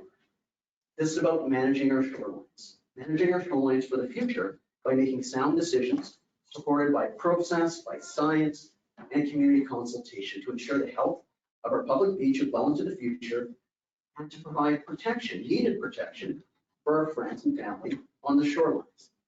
As council is well aware, the experts at Baird were retained a number of years ago to prepare a shoreline management plan, which they did. The purpose of the shoreline management plan is to develop a vision for the RNBB shoreline, to identify unique characteristics of the shoreline valued by our community, and to provide guidance to council and the community for appropriate beach building and erosion mitigation alternatives. The shoreline management plan was developed with the support of a detailed study that took place over roughly 2 years. The Baird recommendations in the shoreline management plan were also based on significant community consultation, and the report reflects the community's values for management of our shoreline. On page 28 of the Baird report, there are very common themes from the community consultation. Number one, most people agree that preserving the beaches in perpetuity should be the first priority. Number two, most people agree that reducing the risk of shoreline erosion is very important. Number three, there's strong support for beach nourishment to preserve our beaches, and the majority are opposed to revetments along public beaches. From page 32 and 40 of the Baird report, in order to preserve our beach, it's important that any tow protection is done in conjunction with beach nourishment that is maintained over time. The current proposal is tow protection.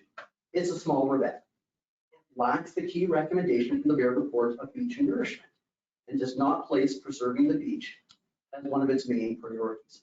Therefore, the current proposal before council probably shouldn't move through in its current incarnation. It's incomplete. The Barrett report clearly states that revetment can have a negative impact on our sand beaches. Council should reject any plan that isn't fully compliant with the Barrett recommendations and any plan that could knowingly cause negative effects to our beaches.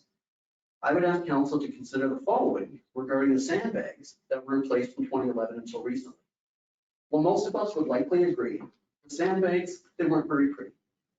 They did perform very well, and they well outlived their life expectancy by many, many years. The sandbags provided property and bank protection from heavy northwest storms to the banks of King Edward Canals for over a decade. When the sandbags were placed in 2011, they were not contiguous. Some failed early on, perhaps due to poor installation or vandalism.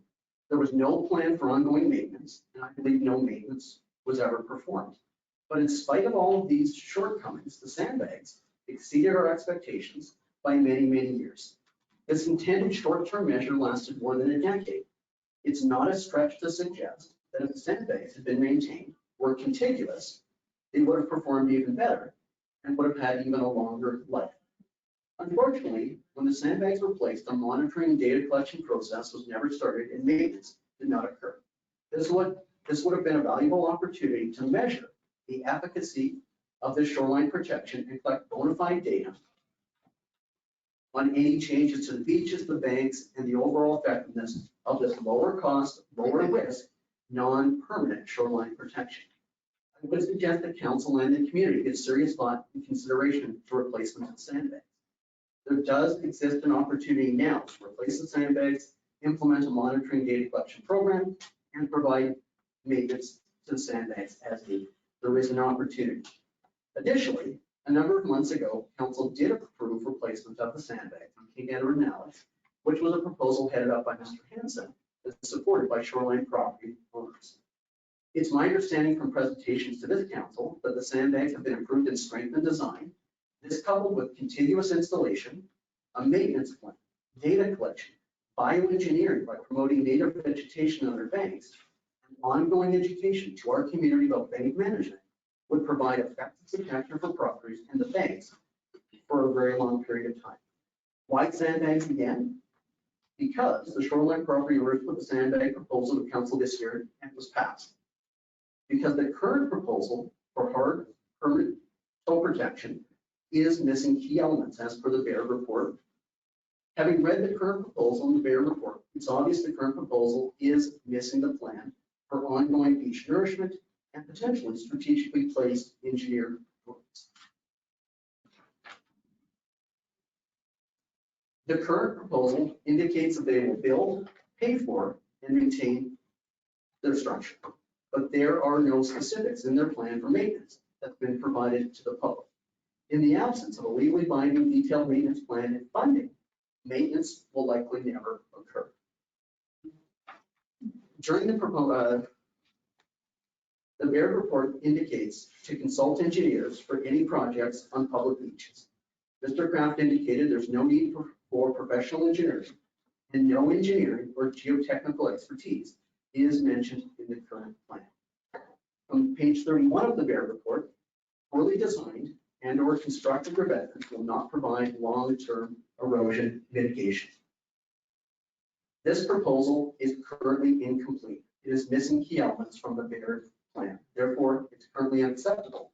But that does not mean that it couldn't move forward in the future by implementing other elements.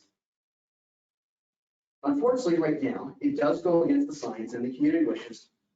And frankly, it would be poor governance to pass it based on what we already know from the Bear report. The sandbags currently remain an effective option. There is time to replace them this winter, and I appreciate from the perspective of council the temptation to pass the proposal because of the significant cost that would be shouldered by private property owners and not the RM. Private funding is not a reason in and of itself to pass the current proposal that's missing key elements from the Bear report. Just because it's bought and paid for doesn't make it the right plan for our community and the health of our public beaches. Council's been asked to approve this plan either in principle or to expedite it due to timing constraints of the proponents to source material this fall to complete the work over winter. Again, Council should not pass this proposal based on an urgent need to source materials. Passing a major proposal to place a permanent hardened structure or revetment on these beaches should warrant significant discussion by council, exhaustive community consultation, paired with geotechnical expertise, and environmental impact assessment. It should include sand nourishment and a detailed and specific plan for maintenance and the responsibilities of both the RM and private property owners. The proponents indicate this proposal is a compromise, and I do acknowledge and respect the hard work and effort that they have put forth. But respectfully, in my opinion, how can this be a compromise when there's been no community consultation prior to presenting this proposal to council on the 22nd? There are three options for King Edward and Alex Beach from page 70 of the Bear Report. They were mentioned earlier, I believe. Option 1, beach nourishment and periodic maintenance. Option 2, groins, beach nourishment. Option 3, armored tow block with rock revetment. Beach will eventually disappear. The current plan before us is option 3, an armored tow with a rock revetment. The beach will eventually disappear. This proposal does not include beach nourishment or groins. It's a tow revetment, which does place the beach at risk for eventually disappearing. This isn't my opinion, but the opinion of the Bear Report, which the community commissioned. In closing, the proponents reference the Bear Report, but their proposal is not fully in keeping with the recommendations. And until it is fully in keeping with the Bear recommendations, then it should not go forward. It would be irresponsible and unreasonable. The sandbags do provide significant protection for the banks and shoreline. They do not pose the same level of risk that a permanent hard structure would have on the beaches. Sandbags are lower cost, lower risk, and it would afford time for the proponents to work with the community, to work with council, to work with BBCOA, and reestablish shoreline committee to work on a longer term plan that is fully in keeping with the Bear recommendations and community values. As an avid beachgoer, I would appreciate and I would support and I welcome the opportunity to work with all stakeholders, including the shoreline properties, on such a plan. Again, the current proposal in front of council, it's not ready yet. It should not pass until it is fully in keeping with the Bear recommendations. Sandbags have already been approved by this council for replacement, and they are a low cost, low risk, non-permanent option that affords significant protection while we work as a community to do the right thing for our future generations. Thank you. Thank you, Michael.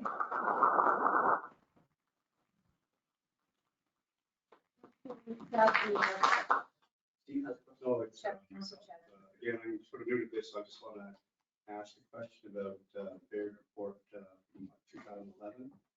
So if you had all the science and you knew exactly what to do, why wasn't it done?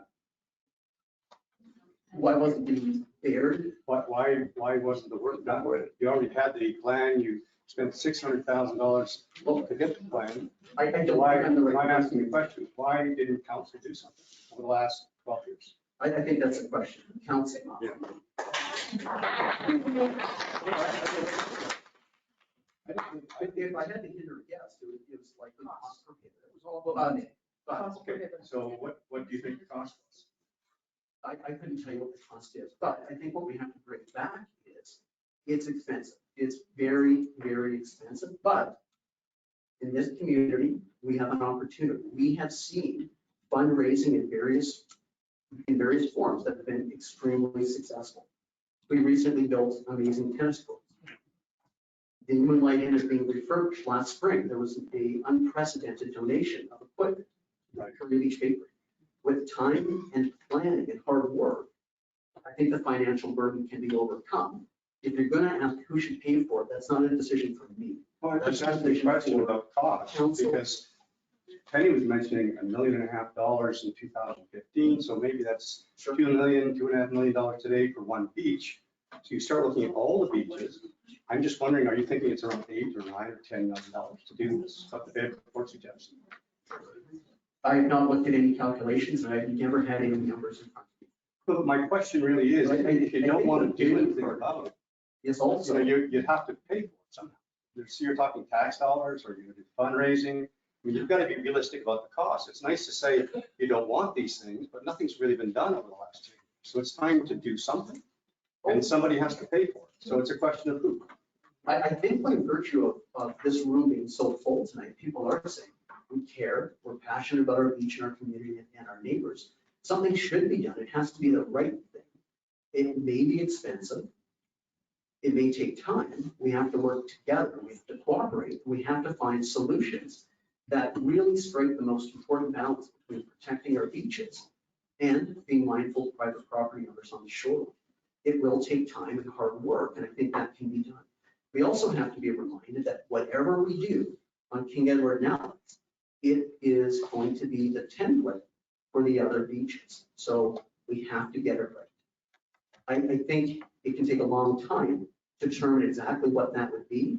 And that's why in the short haul, sandbags afford significant protection, low cost, low risk, while we work as a community to try to find the right answer. That's the issue I'm having as well. In 2011, they didn't want sandbags, they didn't want revetments. And so there wasn't really a compromise. As Penny was saying, we went to the province and got permission to put sandbags in place, which nobody wanted. And you said this, and a few other people said this, that surpassed expectations. So you don't really know is the point, right? As far as revetments, you don't really know, other than you're saying it's the science, but it's not being very clear as to what that science is. So you're talking about.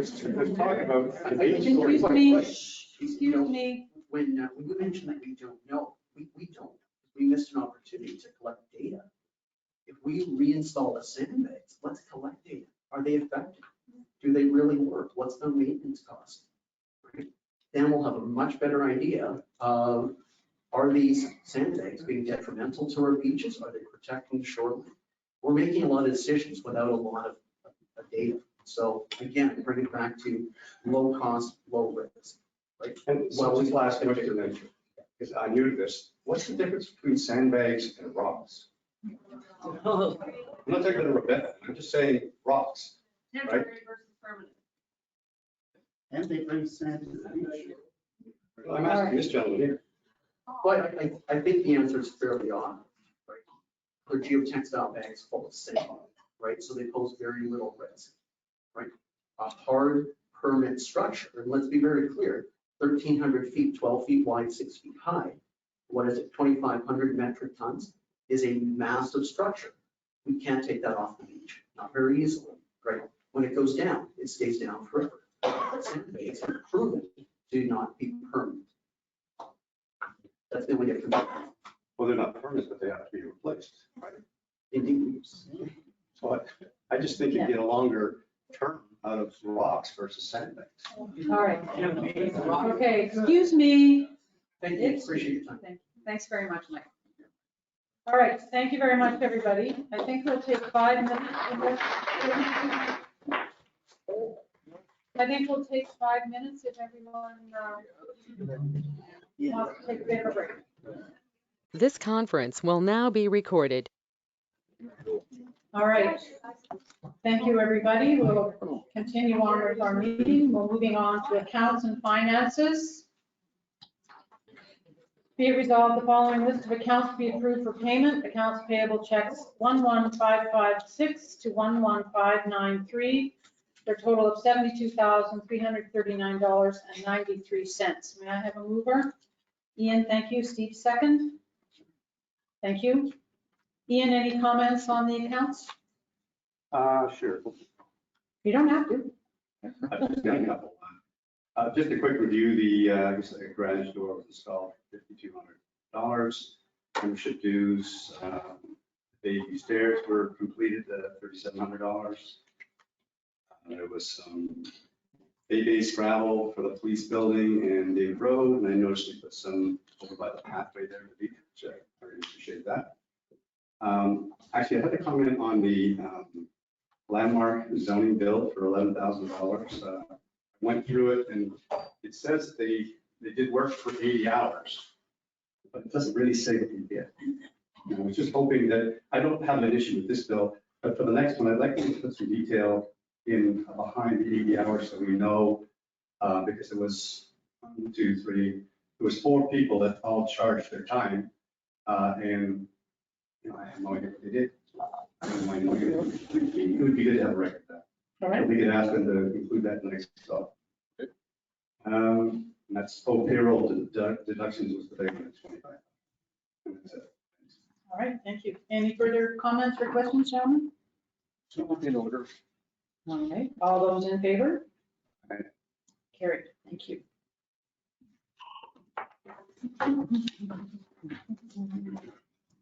All right, there is really nothing arising from the previous meeting. That would basically be our delegations that was presented.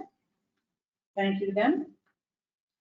Moving on to new business, 7A. Be it resolved to acknowledge the receipt and review of the draft audited financial statements for 2022 completed by the Exchange Group. Further be it resolved to authorize Mayor McMorris to sign the TCWG representation letter and management recommendation letter dated August 24th, 2023.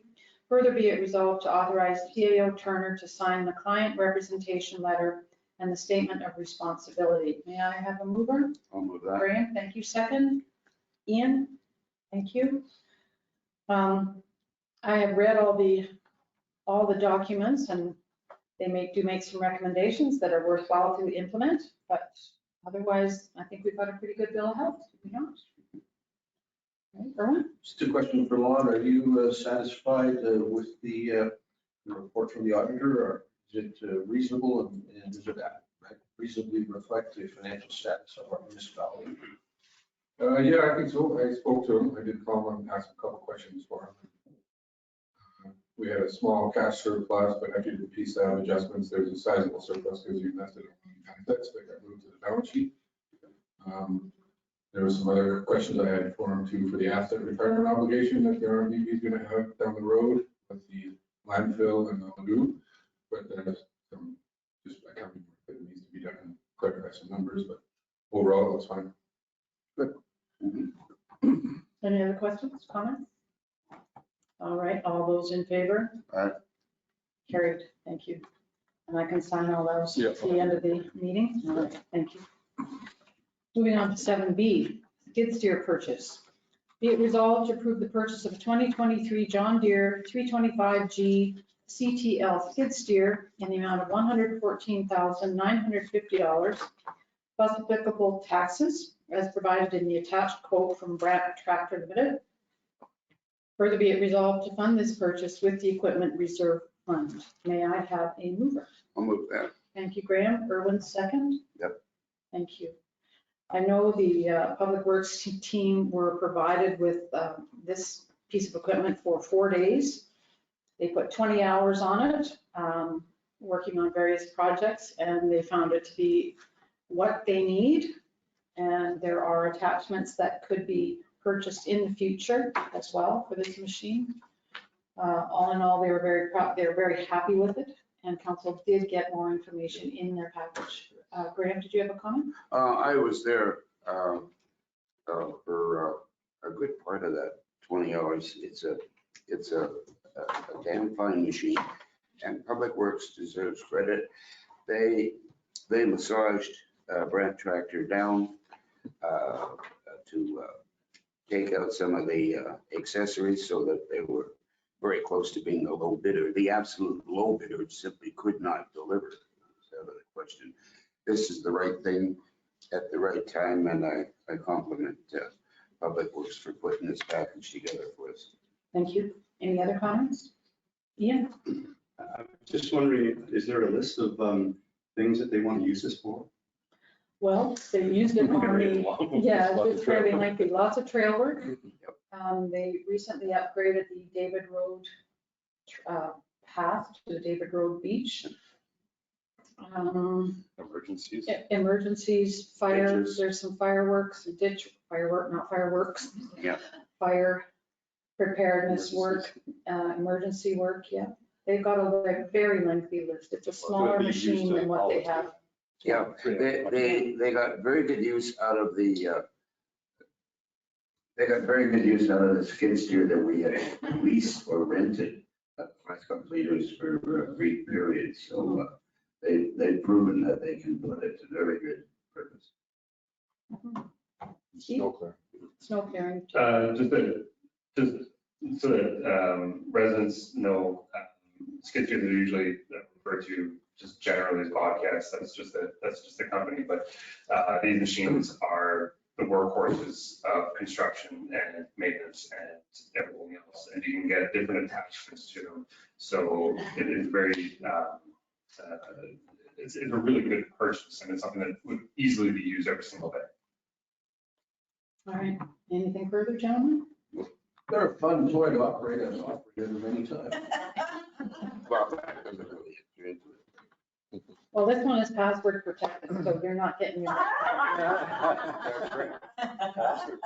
Yeah, password protected for security. just for 20 minutes to start it for me, so. Yeah. Do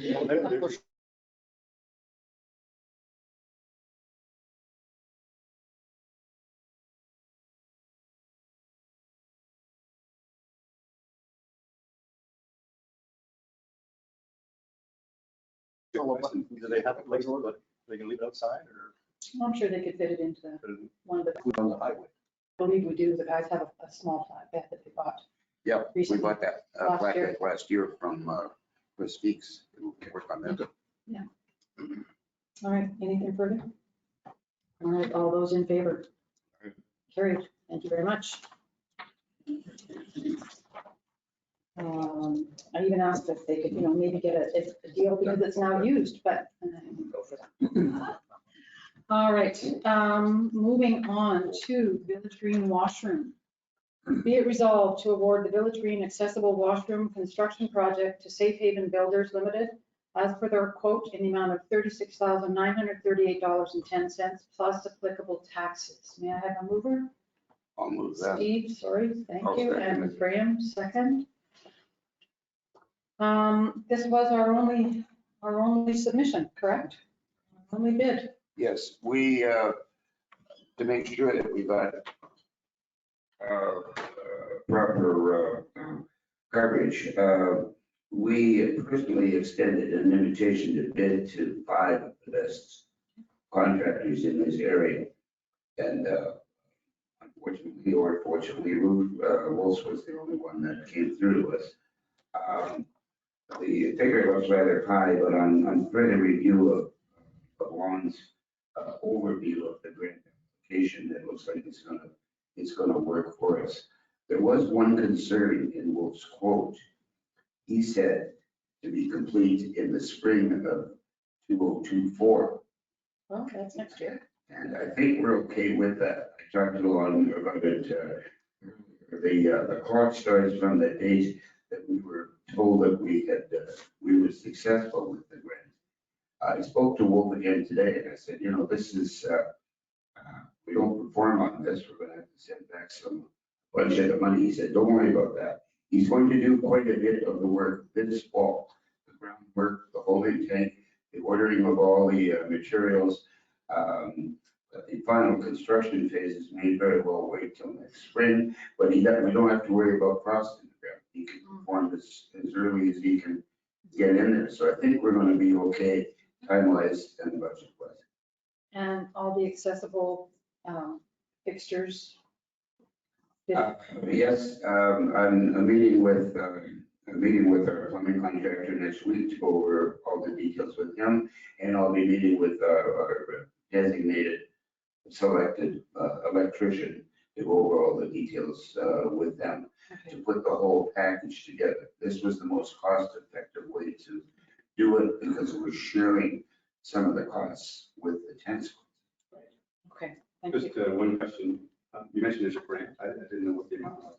Oh, approximately $54,000, but it's divided amongst the ramp at the golf course and the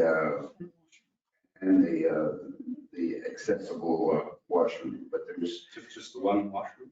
Yeah. Doesn't sound like it's going to cost anything. Well, it will probably cost us some. I don't remember the numbers, but we had to contribute. Our contribution was, I think, 10% or 12%, something like that. That's a $40,000 grant from the project. Yeah, and we kicked in another 12. We were obliged to contribute a percentage, so that's all it's going to cost. So It's a good deal. And our thanks to our grant writer, friend, Rod Bowman, who helped orchestrate this for us. All right, all right. Any further discussion, gentlemen? All those in favor? All right. Carried. Thank you. The Allard Library Citizen Rep. Be it resolved to appoint Doug Peterson as the citizen rep to the Allard Library Board. May I have a mover? Ian, thank you. Second, Steve, thank you. I'd like to thank Doug for stepping forward to do this. Did you have a conversation with him, Ian? Yes, I had a good conversation with him. He's keen on doing this and looks forward to next meeting, which is coming up the last Monday of the month. Right, okay. I think it's great, and I'd like to add my thanks to Doug for stepping forward. All right, any further comments? All those in favor? Carried. Thank you. All right, variation order extension. Be it resolved to approve the extension of variance order 2022/03, approved on May the 3rd, 2022 until May 3rd, 2024. May I have a mover? Erwin, thank you. Ian, second. Thank you. This was council received the information in their package. This is a property on 3rd Avenue. They just didn't get their ducks in a row. So they need a little more time for their ducks. And that's not an uncommon request. Any other discussion, comments? No, it's quite reasonable. All right, all those in favor? Aye. Carried. Thank you. Offer to purchase by Valley Fiber. No, this, Something was taken off. No, it was reviewed, not removed. Oh. Correct. what's that? This was reviewed. I Yes, think it was a it's typo in reviewed, the sorry. email. It Oh, was I read reviewed, something not other than removed. that. Oh, that oops, spell check. All right. So let me read out the resolution. Be it resolved, the offer to purchase from DIF Southern Manitoba Fiber LP by its general partner DIF CIF to Canada SMF GP Limited for the purchase of municipally owned lands 69 feet wide by 175 feet deep to be subdivided from the larger parcel legally described as fraction southwest quarter 10-20-7 east of the prime meridian. I don't know, do I need to read all this? No, I- Okay, thank you. It'll be in the minutes. It will be in the minutes. Just It's tell us lengthy. where it is. All right, where it is on Highway 59, just to the east of the current Bell MTS building that backs onto the parking lot. So blah, blah, blah is hereby accepted and approved. I had that question. All right. I need someone to move this first. Steve, thank you. Second, Graham, thank you. Ian, you had a question. I was reading, it was in an email that was talking, or maybe it was in the letter, they were talking about wanting some access to NTS's property. I didn't quite understand, is that just to run a wire, or is that just to drive in, or didn't quite get what they were talking about? Lon? Because this property is on Highway 59, Manitoba Highways is not allowing another approach to come off 59 to their property. So they're wanting an easement granted by the RM to access their property. And there's an easement currently in place for the Bell property that's right next to it. And it goes east and then south on that road that's kind of clear. They just want to have their name on that same easement and it's for both. It's for access to the property and also if they want to run lines underneath. And they're going to work out all that stuff with the planners. So the easement is on Highway 59? No, it's going to go right from their property. It's going to go east a little ways and then straight south, all the way down to Pine Road. Okay, so this is that road extension we talked about a few months ago.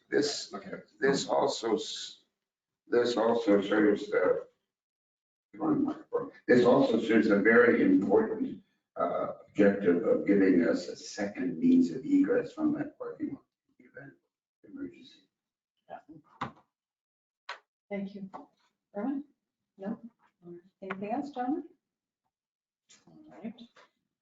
Hearing nothing further, all those in favor? Aye. Carried. Thank you.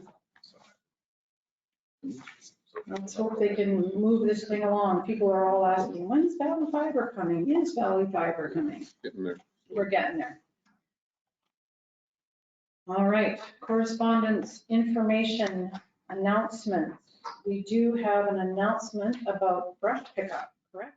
Yep. Because I think I have been making errors on these dates. So fall brush pickup for 2023, all areas of the municipality.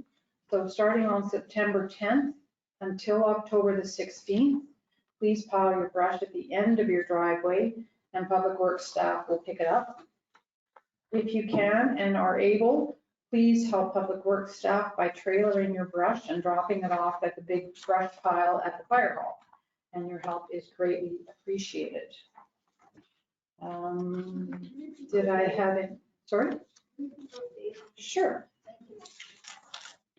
Between September 10th and October 16th. You're welcome. Anything else, gentlemen? Other than 50 emails. Just a reminder to make sure we get this on our website. I have been frustrated year after year trying to find when the fall brush pickup is on our website. Let's get this up there. All right. Should be there. Did you check it today? I know. Well, I stated previous years. The only thing I want to add is, everybody probably got their property assessment for next year. If you wish to appeal, it would come in the mail from the Manitoba assessment offices. If you wish to appeal the value that they have your property at, these, the application deadline is September 25th. And there's some paperwork that you need to fill out and get to our office by then. And then we'll have a meeting with the assessment office on October 11th in the Winnipeg office at 1661 Portage at 1 o'clock Okay. to hear your appeal. All right. So just, Go ahead, Steve. obviously, Facebook and our website and every other way, let residents know. Yeah, it's kind of an important thing. It is also usually noted on your assessment. Yeah. Right, but that came out a while ago, I believe, but. Okay. All right, anything else, gentlemen? Nope. Other than, yes, the numerous emails received on both sides of the shoreline issue.